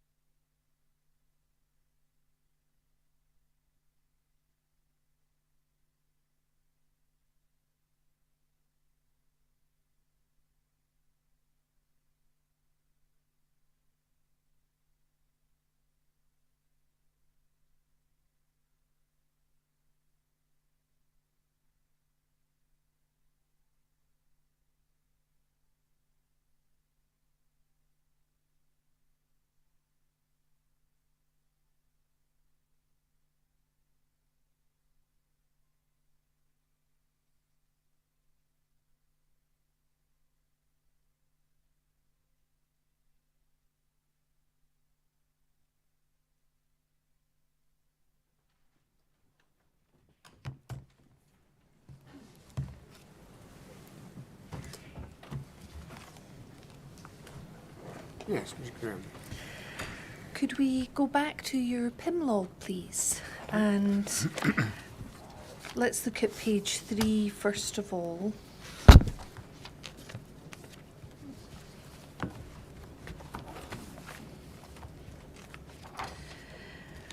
You'll see at the bottom, it says, under no circumstances will officers be separated at the PIM suite. Was it something that you considered, separating the officers? No, it's not part of the post-incident procedure to separate officers, and it wasn't a consideration. I can provide And rationale if you like. So for post-incident procedure, is it under no circumstances will they be separated? So in 2015, that was the position leading up to 2015. But even then, I think there's a few things to understand about post-incident process, which is this is a process for, and they were known as principal officers at the time in PIM speak. They're now known as key police witnesses, and actually key police witness is probably a more explanatory term. So the expectation, my expectation, is that officers that are involved in the post-incident process are key police witnesses, are witnesses because they're professional police officers. So a circumstance where it wouldn't be appropriate for an officer to be in a PIM suite would be if they were a suspect. So if there is if there is some sort of criminal allegation against them, then they need to be dealt with differently. And how they are dealt with depends on what status they would have, and that's a matter for the investigation side. And it's not that you don't still consider welfare support for that officer, but clearly there are, if they're a suspect in a crime, they would be treated as a suspect of a crime like anyone else would be, and therefore there's other processes that kick in. So you would not expect the officers, any of the officers, to be designated as suspects for crimes. Otherwise, they shouldn't be in the post-incident procedure process. So an underlying assumption that Yeah. anyone involved in the process with you as post-incident manager will be a witness. yeah, Suspects would be separated from the other officers. yeah, and dealt with under other criminal justice processes. Yeah. There may have been some concerns expressed throughout the hearing that maybe police officers were being treated differently from civilians. Yeah. Is that your experience of post-incident procedures or not? So specifically around separation. Around separation? So yes, is my answer to that. So from civilian witnesses may well be separated prior to statements being taken. Police officers are not. The rationale for that is the very reason we have a post-incident procedure. So there's a difference between a civilian witness and a police witness. So a civilian witness is observing a series of events or is involved in a series of events. The police witness has been called and is there in a professional capacity, and therefore they're a professional witness to that incident. The post-incident procedure is there to manage the needs of the inquiry and for them to provide a professional account as a professional police witness, and it's also there to support their well-being. So again, it goes back to the balance of these. The reason for separating would be the contamination of evidence. The way that that's managed in the PIM suite is, as we've already discussed, is by the conferral reminder, the fact that an independent individual is within the room, and if there's any conferring, that there's an intervention, there's records of it, if conferring happened, etc. So the end result is the same, but the process to achieve that end result is different. And the reason we can put a different process in place is because they're professional police witnesses, they're professional officers, and we have control over them in the sense that they're our members of staff, and so we can instruct them to come into the PIM suite to take part in the PIM process. We can give them the conferring reminder, we can make sure that that reminder is in place. So you're achieving the same result through a different methodology, but it is treating them differently in an answer to that question for solid reason. Right. And are civilian witnesses always separated if they're eyewitnesses to an incident? Not always. So I think there'd be circumstances where there would be, and there'd be circumstances where there wouldn't. And I think that'll be based on individual circumstances of the incidents that have been involved in, practical matters about is it safe to separate them or is it practical to separate them, the amount of police officers that are there in order to do that. So there's a number of factors that would probably, end up in the decision that they're either going to be separated or not. But not part of your role as post-incident manager to consider separating the officers on the 3rd of May? No, and I suppose in that, what I've just said, it's you can see how it's very much aligned to the investigative process. So from the lens of an investigator, I can understand why they might say, oh, we would want the officers to be separated, because they're looking at it from the lens of an SIO, from a detective, from an investigation. So they'll be aligning their thinking to how they make normal inquiries. And this goes back to the point about post-incident procedures was not widely understood across the organisation. From the lens of a post-incident manager, separation is not the right thing to do. And there are other control measures in place to avoid contamination of evidence, and having them as a team in the suite and treating them as witnesses in that context, professional witnesses, is in support of their well-being, but still achieves the same aim for the investigation. So I can see why, from an investigation point of view, you may well have the discussion around separation, because that would probably be a normal discussion around an investigation, as we sort of just touched on. From a post-incident manager's perspective, it's in 2015, it was not a consideration to separate. If a situation arises where the PIM would not separate officers, but the SIO wishes the officers to be separated for whatever reason, how is that conflict, if I can call it that, resolved? So it depends on the reason. So it would have to be for good reason. What would you consider to be a good reason if you were in the role of PIM? If an SIO came to you and said, I have a good reason to separate these officers, can you give us an example of what that might be? Not really, because the best example would be that they're a suspect of a crime, in which case they shouldn't be in the PIM process. So if they were a suspect, they would be separated? Yes. Okay, thank you. Can we go back to page 13 of your PIM log, please? You kindly read out the notes that you'd taken in relation to the 11:30 meet and greet. And I'd just like to go through the individual points with you. Yep. To ask you about those. So meet and greet all officers as per my aid memoir. Issues raised. Finishing time. What's that? So that goes back to their duty time, the length of time that we think we're going to need them for, and therefore when they will finish duty. And that's, actually from a very practical point of view, when will they go home? Yeah. FME required for CS cross-contamination. Explain that. So I'd been made aware that CS spray had been used. How had you been made aware of that? So that was in the 9:30 briefing. There was the reference to CS had been discharged and was not effective.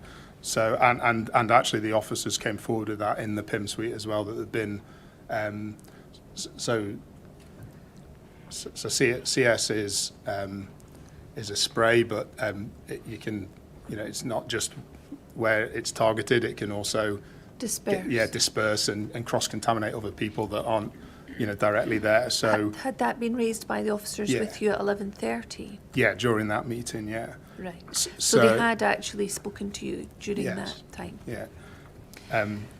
Sorry.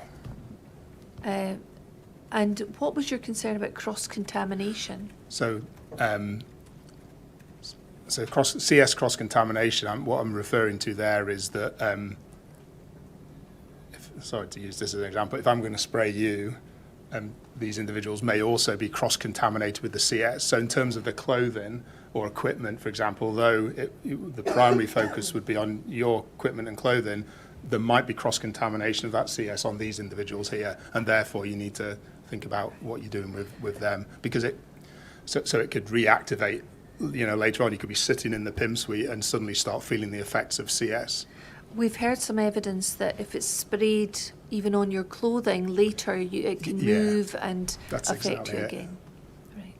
And then what does holding statement refer to? So that's the reference to the media. So we touched on it earlier in terms of, normally in investigations, a holding statement is either proactively put out into the media, or an if asked, if the media ask about the incident, then there'll be a statement that's prepared. As I say, it's normal in the post-incident procedure that statement would be shown to the officers so they understand what's being put out in the public domain from a press point of view. So that's what that refers to. And is that where you prioritise their well-being and the awareness they have of what's going out in the media? Yes, yeah. Statements to be given. I'm interested in what you mean by that. Yeah, so there are, within the post-incident procedure, there are accounts that are provided, and the expectation is that they'll be provided as you go through the process, and that's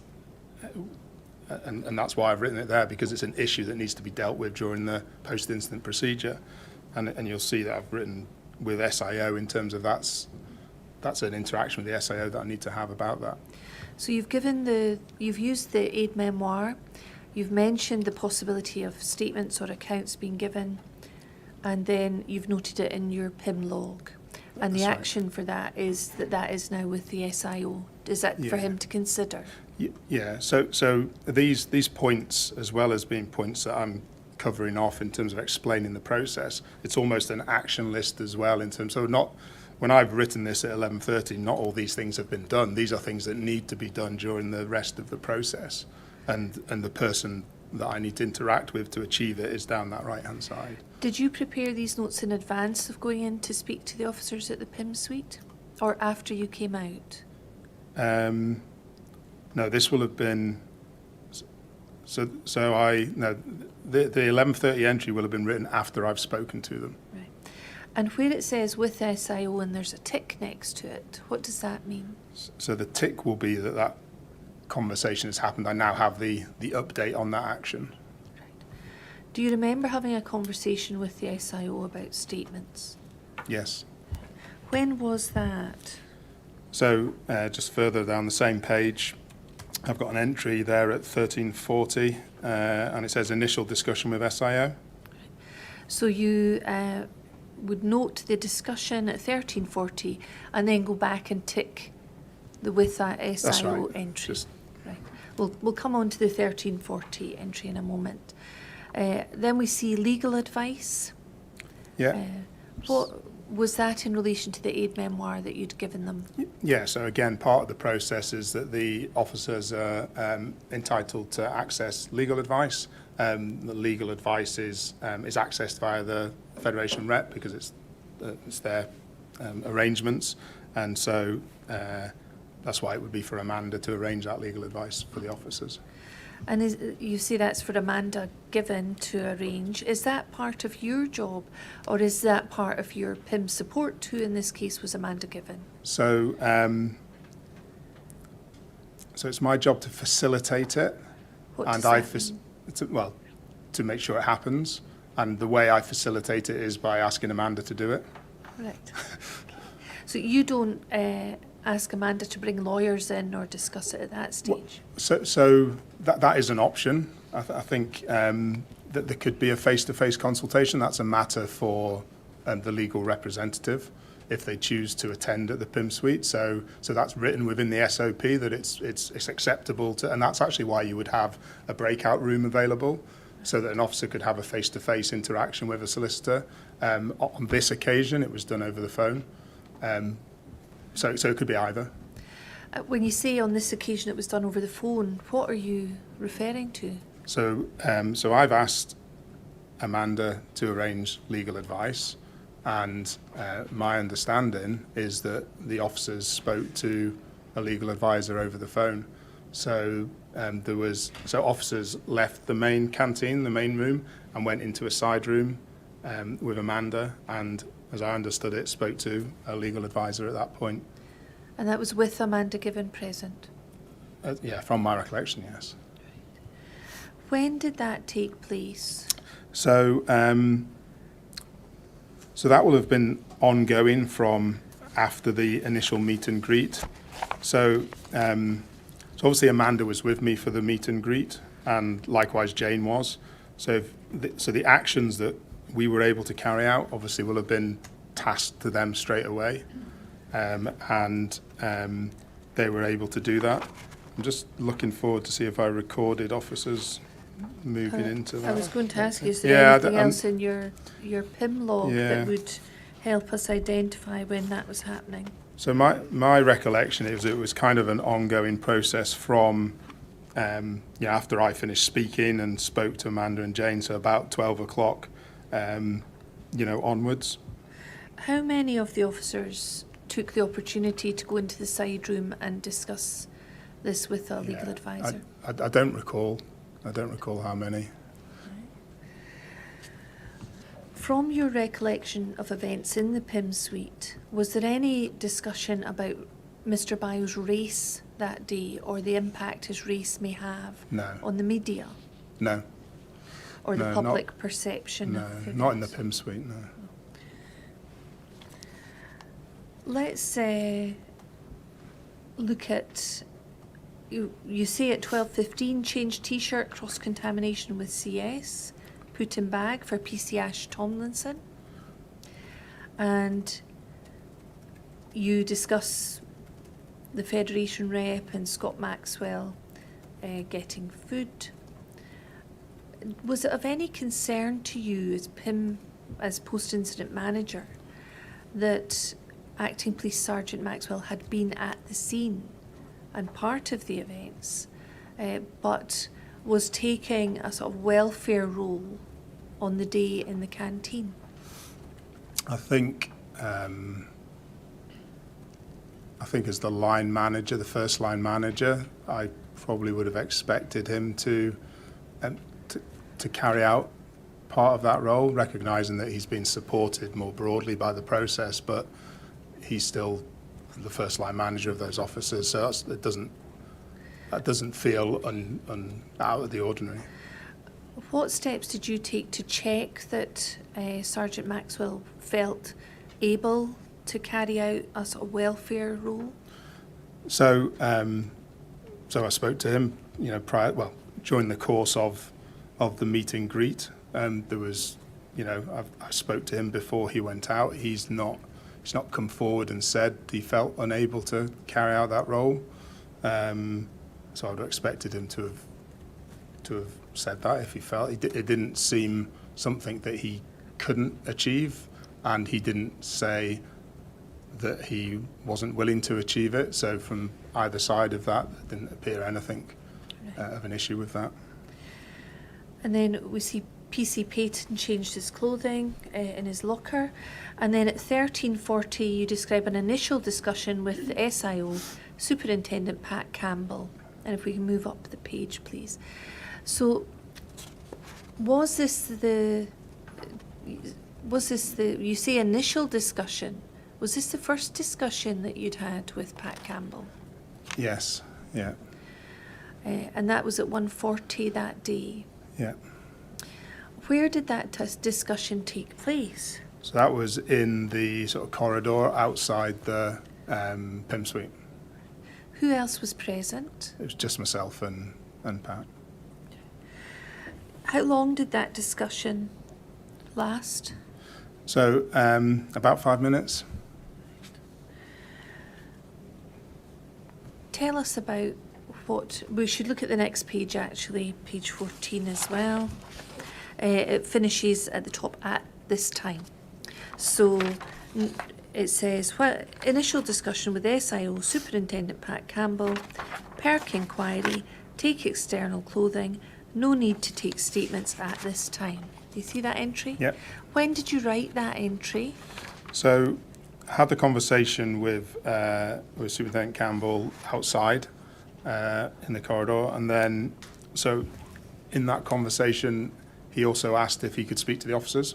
Right. You'll see that on page 13 it says 1340 initial Yeah. discussion. Yeah. And then on page 14 it says 1341. Yeah. He goes to speak to the officers. Was Yeah. that discussion only a minute? No. No. So what's happened is I've had the conversation with him outside. I've then come inside and I checked with the officers if they were okay with the SIO coming in to speak to them. They've said that they were happy with that. I've gone back outside, passed that on to Detective Super. He's come into the PIM suite to sit with the officers. I've then sat down and recorded 1341. And then I've also done the entry of my discussion with him. So the entry at 1340, I wrote as I was sitting at the table in the PIM suite as he's speaking to the officers. So 1341 is an accurate time in terms of, you know, I've looked at my watch and it's 1341. I've then used 1340 as the time that a few minutes before I was speaking to him, but it was more than a minute of a conversation, so I can see why that. So as you wrote the entry 1340, that was your recollection of a discussion that had taken place Just prior to yes. sitting in the canteen. Tell us about that discussion and tell us what Pat Campbell said to you. So the discussion. So this is the point where I get this is the balance of investigation and well-being. So what are the investigative requirements from the SIO in relation to the officers? So this is that discussion, and essentially there are only two strands to the discussion. One is about the clothing. We'll move back up the page so we can yeah. see page 13, so we can see the notes. Thank you. So in terms of the investigative requirements. If we can just see the 1340 entry, please. Yeah. Thank you. So You mentioned the clothing, sorry. Yeah, sorry. I know, just having looked back, obviously he's referenced at this point that it is going to be a PERC-led inquiry. So in terms of, I think I probably knew this before, but this is him confirming to me that it's a PERC-led inquiry in this discussion. Have you had any contact with PERC at that No. time? No. Thank you, sorry. And so there's two strands to the investigative requirements on the officers. The first strand is around the taking of external clothing. And we had a discussion around that because if we looked at the post-incident procedure SOP, it's not normal to take clothing. Again, goes back to these are professional police witnesses, so what evidence are you intending to get out of these are their items of clothing?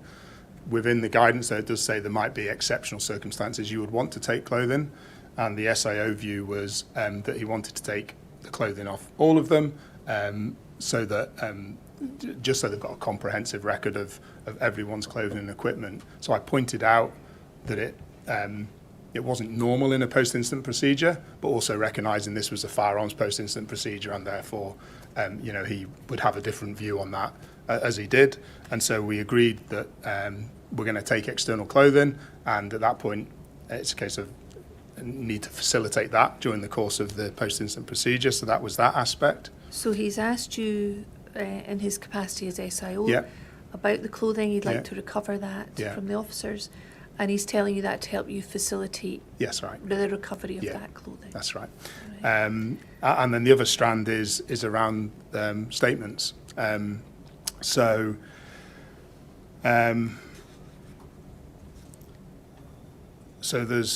the post-incident process talks about the provision of accounts, and Detective Super and others refer to statements, and operational statements get spoken about as well. And at this point, in terms of answering the question, at this point, the Detective Superintendent has said that there is no need to take statements. I had my my PIM sort of folder with me, which included the SOP. So was cross-checking. I had, so there are initial accounts. Again, we can come on to this in more detail, I'm sure, but there are initial accounts and there are detailed accounts within the PIM process. So I was referring to these at the same time that he was talking about statements, but it was clear to me that he didn't want any account to be provided to the officers at that time. And that's obviously what I've noted within the log. Was it clear to you that he was using a different language, if you Yes. like? He's talking about statements, you're talking about the language used in the SOP for post-incident Yeah. procedure. Was that obvious to you? It's probably more obvious in hindsight than it was at the time. I reflect and it probably goes back to the point about the knowledge of post-incident procedure more widely in the organisation, and I suppose assumptions that you have about people and their knowledge of procedures and so on. What assumptions did you have about Pat Campbell? So I probably made an assumption that that an SIO would have had some sort of input around post-incident management or post-incident procedure. When you say input, what do you mean? Well, so obviously to be an SIO, you have training, you have development sessions and so on. And so I suppose my assumption was that he may have come across the term and the process and so on during some of that training or continuous professional development, but I didn't check with him. Right. And looking back now, is that something you probably feel you should have done, is to check whether he knew anything about post-incident procedure? Yeah, so the extent that I went to is that I was using the language, well, I had the SOP in front of me and I was using the language of the SOP in my conversation, and he's, I've recorded the language that he was using in his. So it's the broad point about the organisation understanding post-incident procedures more widely is absolutely a valid point, and one that I've reflected on, since this incident, and one that the organisation has acted on, very strongly in terms of the policy, and the understanding and awareness is now, significantly different as we sit here today to what it was in 2015.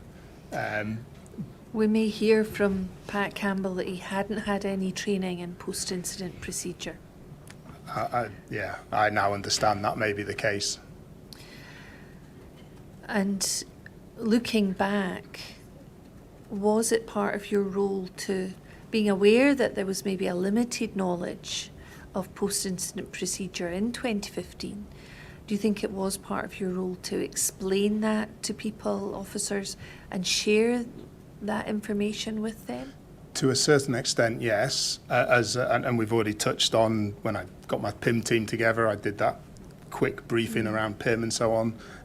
When I spoke to Pat Campbell, I was referring to the SOP and about PIM. So to that extent, yes, I think part of my role is to talk about PIM and how that interacts with, and a good example is actually the clothing in terms of that happened. So he wanted the clothing to be recovered. I challenged him in relation to the SOP talks about this, and he said, well, the rationale is that. Okay, that's fair enough. So that conversation was playing out. So I think I've got a responsibility to that extent, but I don't have a responsibility to train and educate everyone in post-incident management. No. Not during the course of a live incident. That's not a realistic thing that I can achieve. Did Pat Campbell say to you, brief me on post-incident procedure, or I've not had training in this? No, he didn't. Had he asked that, would you have provided him with the knowledge that shared with him your understanding of the procedure? Within the time constraints that we had, then I could have given him some more than we did. Okay.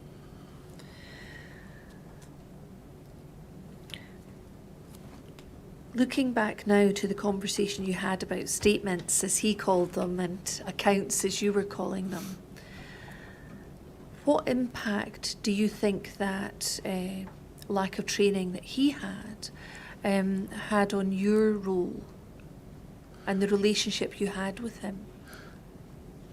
So there's two parts to the statement issue. There's one which is the SIO's fairly clear comments to me about not requiring statements and his comments to the officers and so on that I've recorded. So there's that aspect. But there is then, if you then refer to, so let's assume that he had asked for statements at that point. If we then look at the SOP obviously is about accounts, and we can talk about that, at some point, in terms of the provision of accounts. All of those accounts are subject to medical and legal advice. So if the request had been different, the discussion following that request would have been different, because during the course of, from, we touched on the legal bit, during the course of sort of 12 o'clock to this time that I was speaking to him, I became aware that the legal advice was not to provide statements.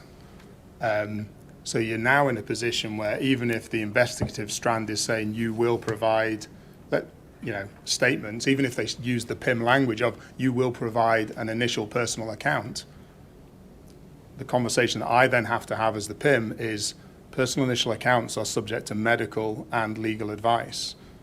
At this point we haven't got the medical advice, but the legal advice is not to provide statements. So, can you see that?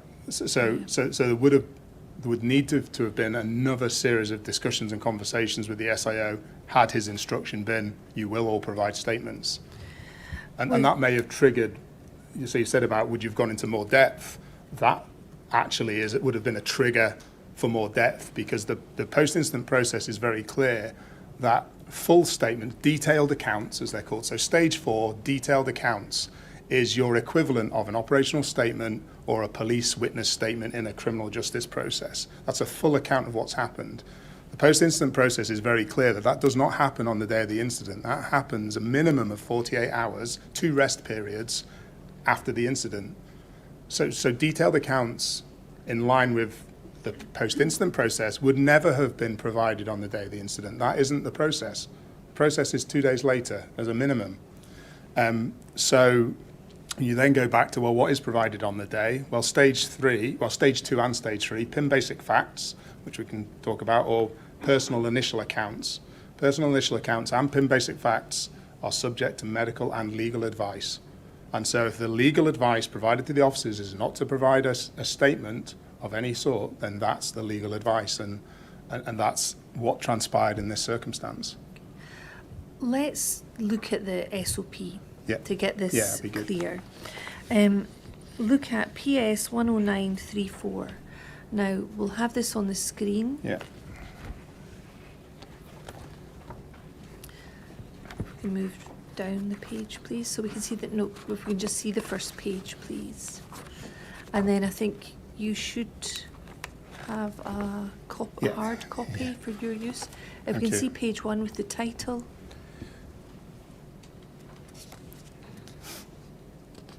That's it. Post-incident procedures, standard operating procedures. So this is the PIP SOP. Yeah.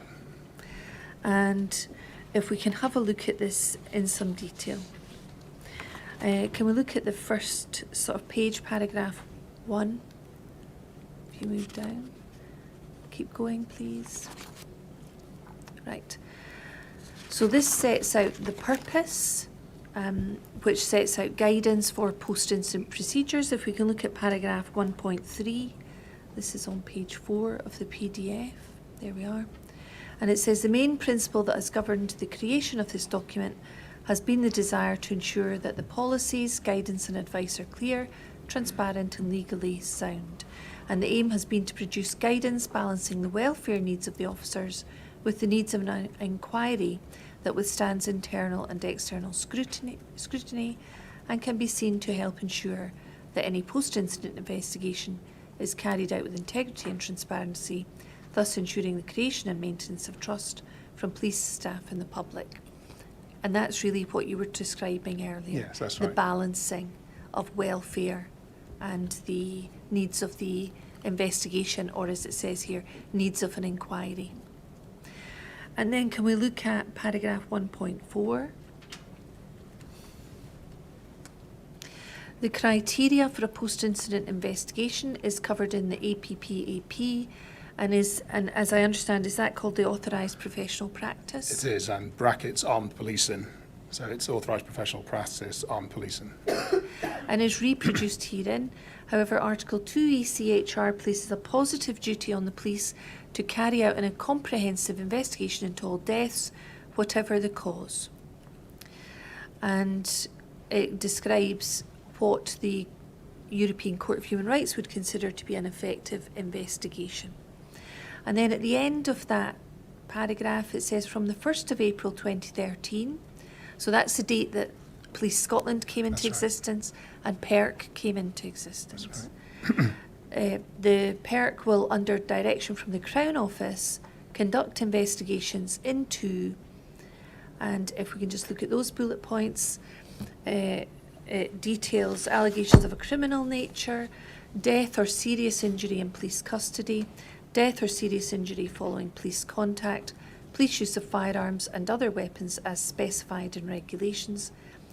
And I understand that the other weapons will be include less lethal weapons, which you mentioned earlier. And then complaints made and other relevant matters. Do you see those points? Yes, yes, yeah. And so that's when PERC will become involved in an incident, as they were involved in this case. Then, can you look, please, at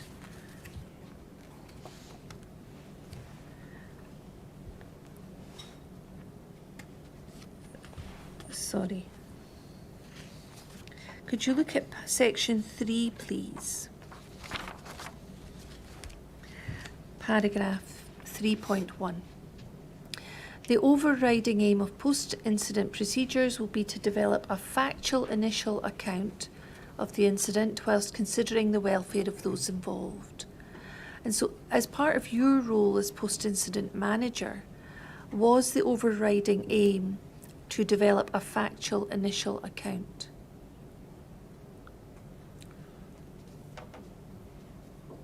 My overriding aim is to balance the needs of the investigation with the welfare of the officers. The purpose of the investigation is to develop a factual initial account. The way that those two things come together is through the provision of accounts process in the post-incident procedure. So I manage that process, and that in turn informs the factual initial account. But of course, it's not. So the provision of accounts by the officers is not the only source of information to develop a factual initial account. CCTV, civilian witness statements, and so on, and all of those lie in the investigation side. So the post-incident procedures themselves develop, through the use of those procedures, the information about the initial account. Yes, that's right. And your role within that framework is as manager to facilitate that, those procedures being adopted and completed. That's right, yes.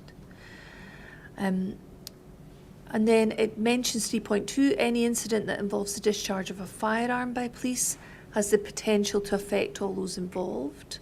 And they talk about principal officers, and you've mentioned now it's key witnesses. So the language changed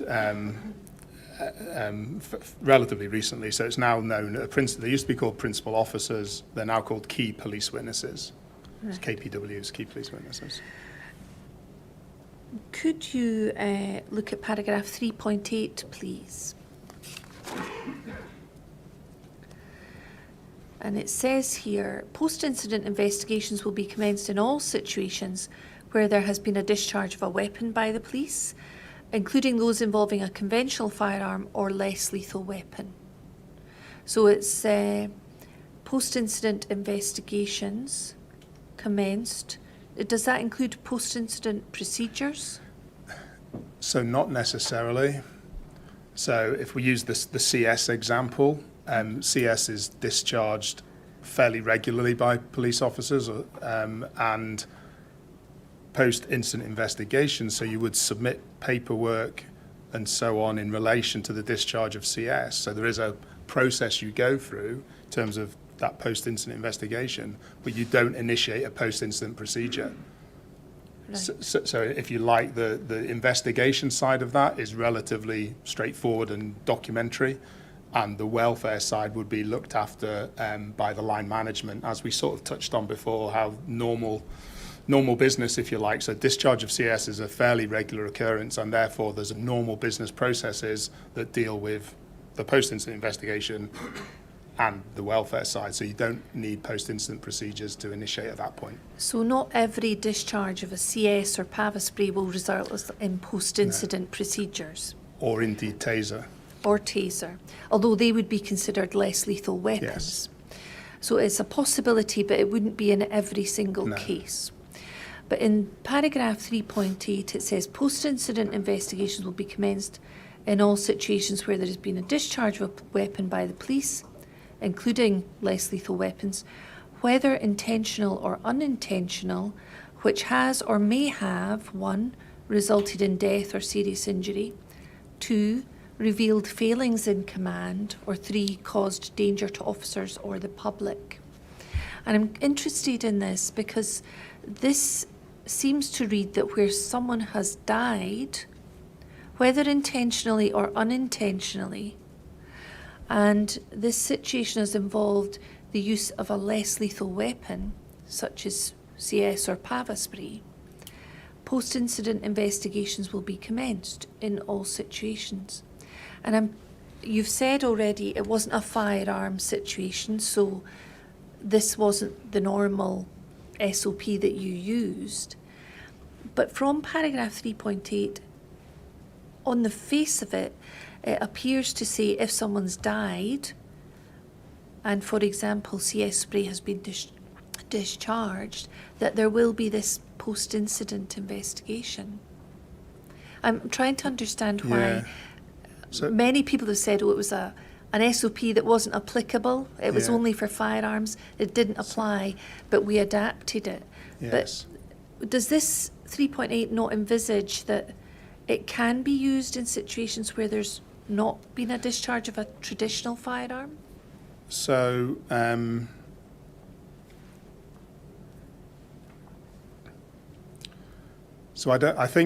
understand when you read that in isolation, how that would be the conclusion. And of course, this is talking about a post-incident investigation, not necessarily the full post-incident procedures. But I think, so where the bits that you've referred to, so if you say the death side and use of force, so actually use of force by the police, regardless of if it was a less lethal weapon or some other reason that the person has died, well, that's more of an Article 2 investigation. So in a way that that would be initiated. So I think I agree with the premise you're giving that absolutely would be a need for an investigation. The point that you mentioned about I mean, that's probably come from me. I was adapting this SOP. This is a firearms SOP, and it refers to the authorised professional practice for armed policing and firearms throughout. Firearms officers carry both conventional firearms and less lethal weapons, which is where, in my view, you have that all-encompassing statement. I mean, can it be adopted for the circumstances we face? Well, yes, it can, because that's what we did. Does this document provide a comprehensive policy support to that? No, it doesn't. If we project ahead to now, we have an equal-sized document to this for death and serious injury in a non-firearms context. So, pointing to a couple of sentences in this to say, therefore, this is applicable for every circumstance is, in my opinion, is not right. This is a firearms post-incident procedure document, and as an organisation, we've now learned that we need another equally sized document actually that refers to the non-firearms context. But post-incident post-incident procedures has been on a journey since I've been involved for over 10 years with it, from what it was at the very beginning, what it was in 2015, to what it is now. And it's much more sophisticated now, it's much more widely known, it's much more part of the fabric of how we deal with incidents. So the reality is, and where we were in 2015, as an organisation, as Police Scotland, this was an SOP in relation to firearms and post-incident procedures following firearms. Can it be adopted for the non-firearms context? It absolutely can, which is what I tried to do. But I don't think it's fair to say that this is the policy that covers everything, because it's not, because otherwise we wouldn't have written another one, which we have. Okay, so 3.7 talks about post-incident procedures being carried out in the following circumstances, and it does talk about death occurring, intentional or unintentional, where a less lethal weapon has been used, which could include CS spray. So although on the face of it, that does seem to envisage a scenario that we're describing here, but your understanding, I think, of practice at the time was that this document was all to do with conventional firearms and firearms officers and procedures adopted when a conventional firearm has been used. Or you also mentioned tasers. Yeah, and I suppose, I mean, trying to sort of be helpful in so firearms officers carry that full range of equipment. So they will have conventional firearms, they will also have taser, they will also have a baton. So when you deploy a firearms officer into a situation, then one or all of those things may have happened. Will they also have sprays? And they'll also have CS and now Parva. So they've got every option available to them, and therefore in the firearms context, this is an all-encompassing sort of definition. That's that, and it's this is directly related back to that armed policing.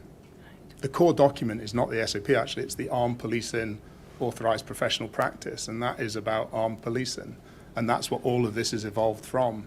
And now you have a separate document, which is an SOP which specifically deals with non-firearms SOP matters. So it's known as DSI, death and serious injury. So there's a DSI policy and a DSI document that deals with that it would fit the circumstances we're in for this incident far better than this document.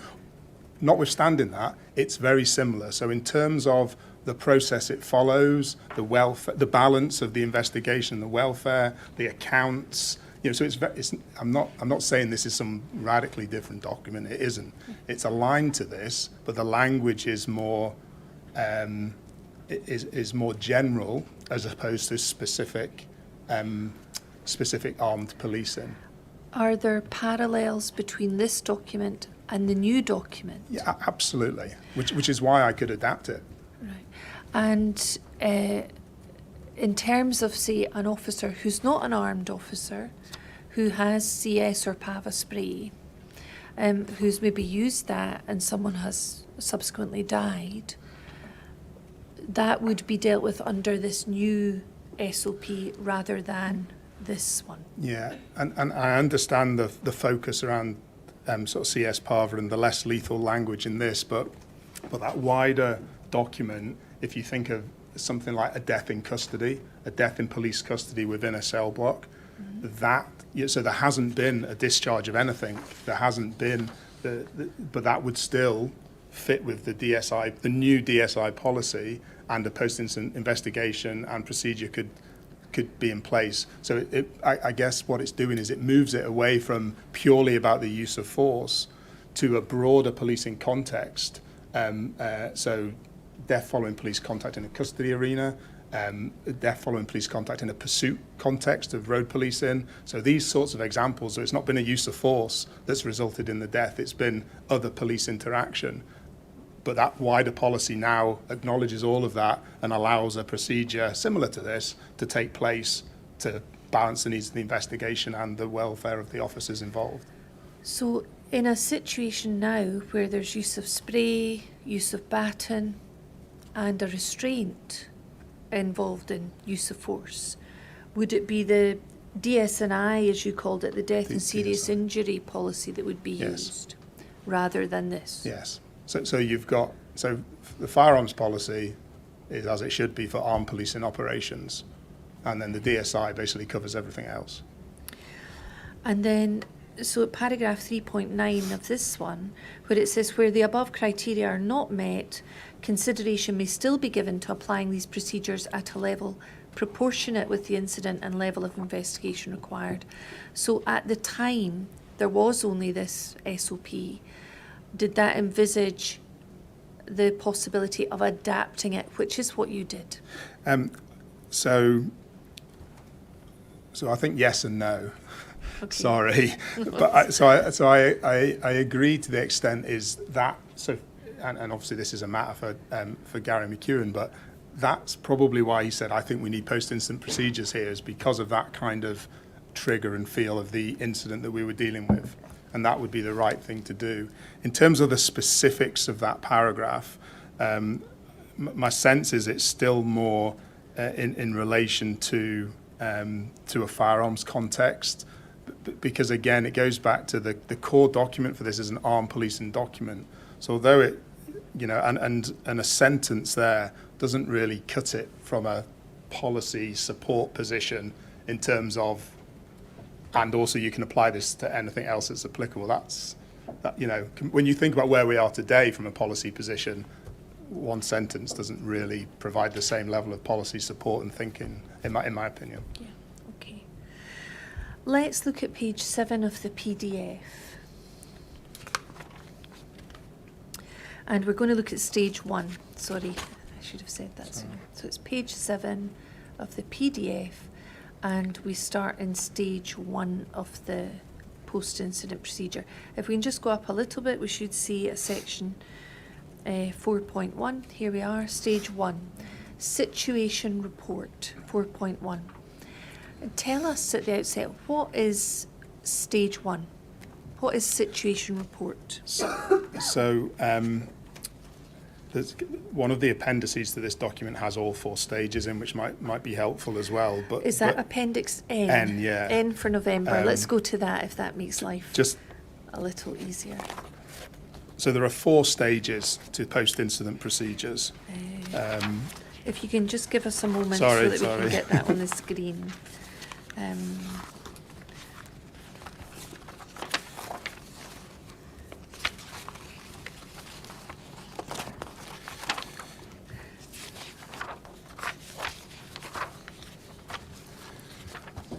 It's page 34, if that helps. Oh, thank you. It's much easier on a hard copy than trying to find it in my notes.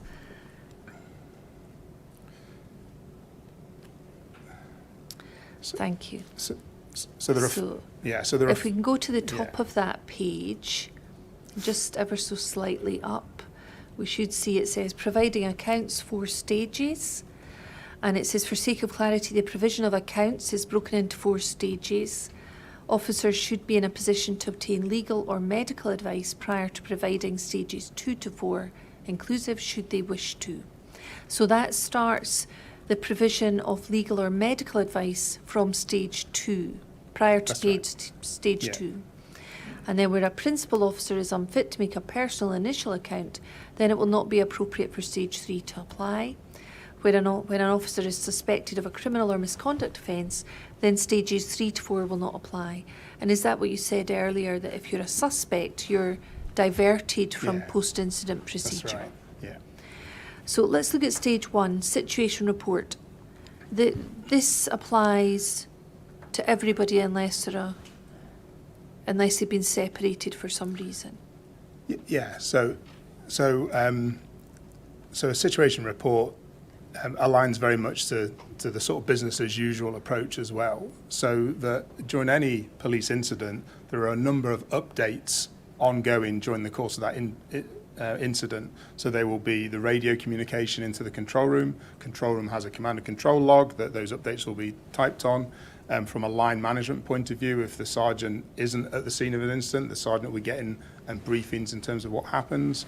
When you return to a station, there's then be an informal briefing about what has occurred. So there'll be that verbal briefing. So a situation report isn't one sort of templated document as such. It comes from a range of sources, or can come from a range of sources, to provide that initial picture of what has occurred. Who prepares the situation report? So it's not a single document. It's the overall situation that we know about at the beginning of an incident. So in terms of, and I don't know the answer in specific to this incident, but I imagine the command and control log, for example, will probably give a fairly comprehensive picture of what the updates, the sit rep at that point in time. There will have been briefings. So the fact I was being briefed at 9:30 by the chief superintendent, that individual must have been briefed through the line management process in terms of the circumstances that happened. So command and control, probably verbal briefings, which will have been documented in daybooks and so on by line managers. That's the sit rep that the investigation side. So the purpose of this is so that we have a starting point for what we're dealing with. What has happened? What is the starting point? So for the investigation then to establish what it needs to do, and also it provides that context for the post-incident process. So the situation report presumably evolves over time, does it? Or is it at a fixed moment in time? So it can evolve over time, and if it would always be known as a sit rep, so a sit rep in sort of in police speak is that what's the immediate update of what's happened. If we were, if 24 hours we were producing, we might produce a sit rep, every day for the next week in terms of a particular situation. We might not refer to it as a sit rep, to be honest. It might just be a briefing note about the situation, but to all intents and purposes, it's the same sort of thing. So yes, long-winded answer to your question, that an update. You can update it as you go on. At any given time, you'll get an update on where you are at that moment. Yeah. And you mentioned briefings a moment ago. Would you expect briefings that are given to be documented somewhere in, I think you said daybooks? So yeah, I would expect there to be some documentary record. So police officers obviously have notebooks that they can utilise. Line managers also typically use a daybook to record information. At a dynamic stage in the incident, you would expect those briefings to be verbal, and you would probably just expect some notes to have been taken about them just by point of recollection. So for you, with your PIM log, was page 2 that we looked at the beginning, that was your summary of the situation as it was explained to you at that time? Yeah, so that's a good example where that briefing came to me verbally over the teleconference, and I've recorded it in that sort of bullet pointy type fashion. What impact does that sit rep or that update have on individual officers? I mean, does that direct the focus and direct the direction of travel from that moment on? Yeah, absolutely. Yeah. What if the information is wrong? So at early stages of incidents, that's often the case. So absolutely there is. So people report things to the police that is their perception of what has just occurred, and the police respond to that, and a different set of circumstances materialises during the course of the follow-on inquiries, the investigation, and so on. So the longer that timeline goes on, the more accurate the information is likely to be. And it probably, so what several days on is different from what was initially reported, but that's what you go on at the time. So the sit rep is time dependent, as you said, and is based on the information you have at that time, and that information comes from a variety of sources. The accuracy of those sources is untested. How is it corrected if incorrect information is shared as part of an update, and noted by someone, how is that corrected for them? So, so it probably depends exactly what source of the information is, but in general terms, actually the detailed statement. So when you get to a full statement, you are hoping that that is a true and accurate recollection of the incident by either a civilian or a police officer or wherever. So. And when you say the full statement, is that the more detailed, Yeah. say, operational statement or witness statement? Yeah, absolutely. That be stage 4? In the post-incident process, We're yeah, gonna- absolutely, yeah. So, looking at the example of your PIM log on page 2, where you were updated, reports male machete in street, police attend, male strikes one with machete. We've heard evidence that that isn't how the events Yeah. played out, and that's incorrect. Yes.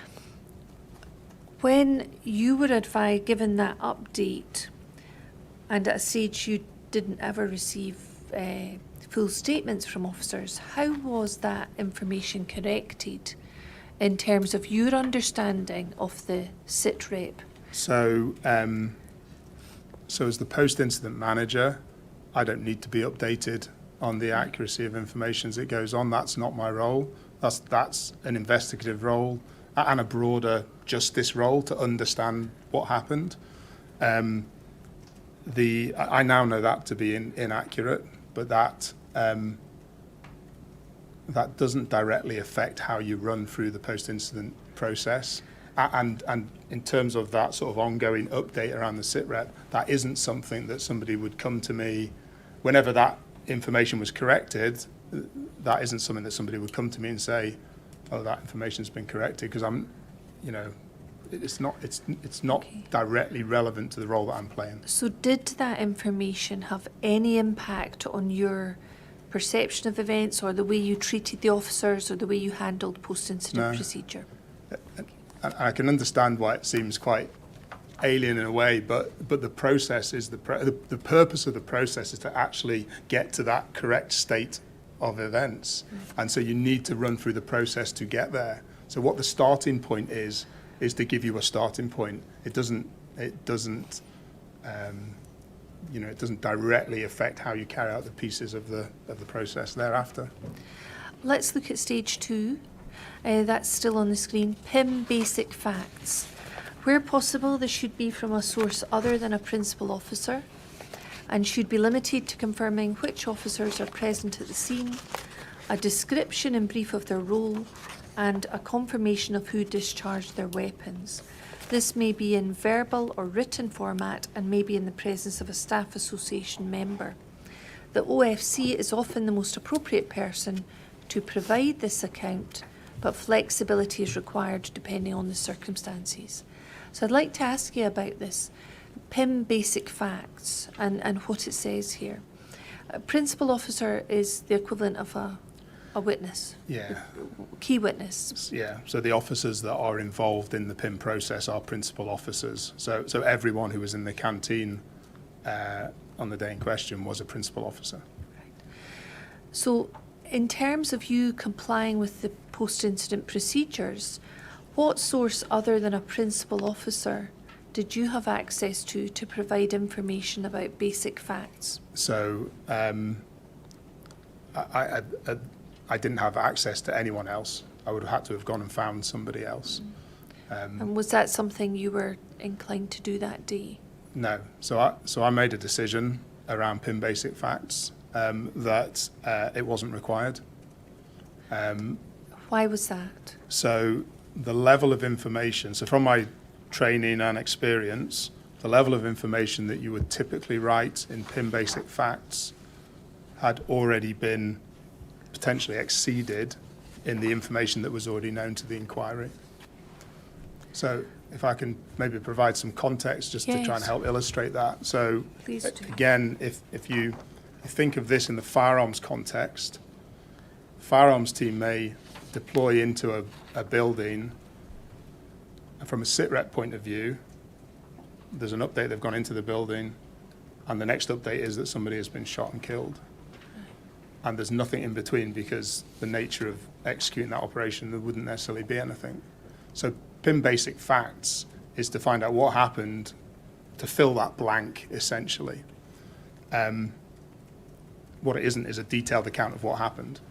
In the circumstances we were faced with, if you look at what I've noted in my SITREP section of my log, if I'd actually put that in words as opposed to just sort of bullet points, then that's a paragraph of what happened, and actually it fulfills the requirements of PIM basic facts. So for me, when I arrived in Kirkcaldy and the stage we were at, we were beyond PIM basic facts in terms of the level of understanding of what had happened by the inquiry, which is why I decided that there was no requirement to document PIM basic facts, and therefore why I didn't go seeking somebody to assist doing that.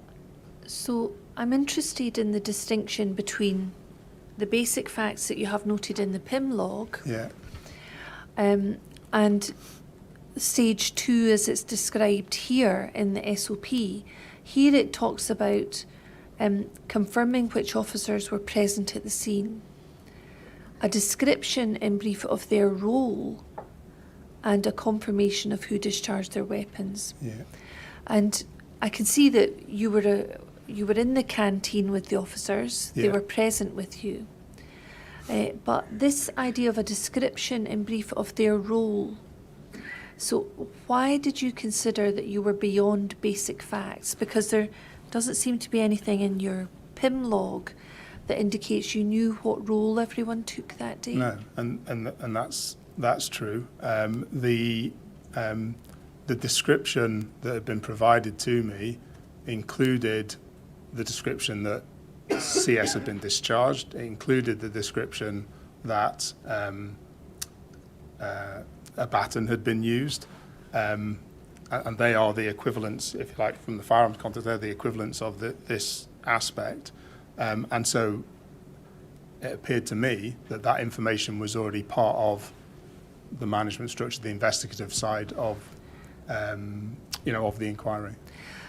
So as far as you understood, did you require, in terms of gaining PIM basic facts, to identify which officers had carried out which role, or was that not necessary? No. So in my opinion, that was not necessary. So I was of the view that the level of information known was more than would have been documented in PIM basic facts.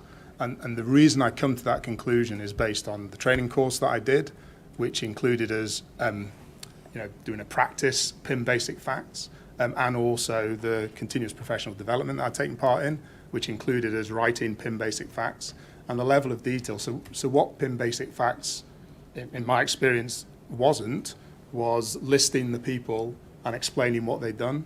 That's a stage 3 account. So PIM basic facts is a more generic, the firearms team attended at number 4 the High Street, entered the address, carried out these activities, and this was the result. So it's not, and we had that verbal description. Well, we had that. We knew that this incident had occurred and been reported to the police. So we had a number of people reporting this incident. We knew that officers had attended.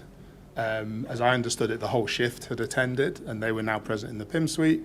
A series of actions had taken place there, and sadly had resulted in the death of Sheikh Bayou, and the investigation then starts at that point.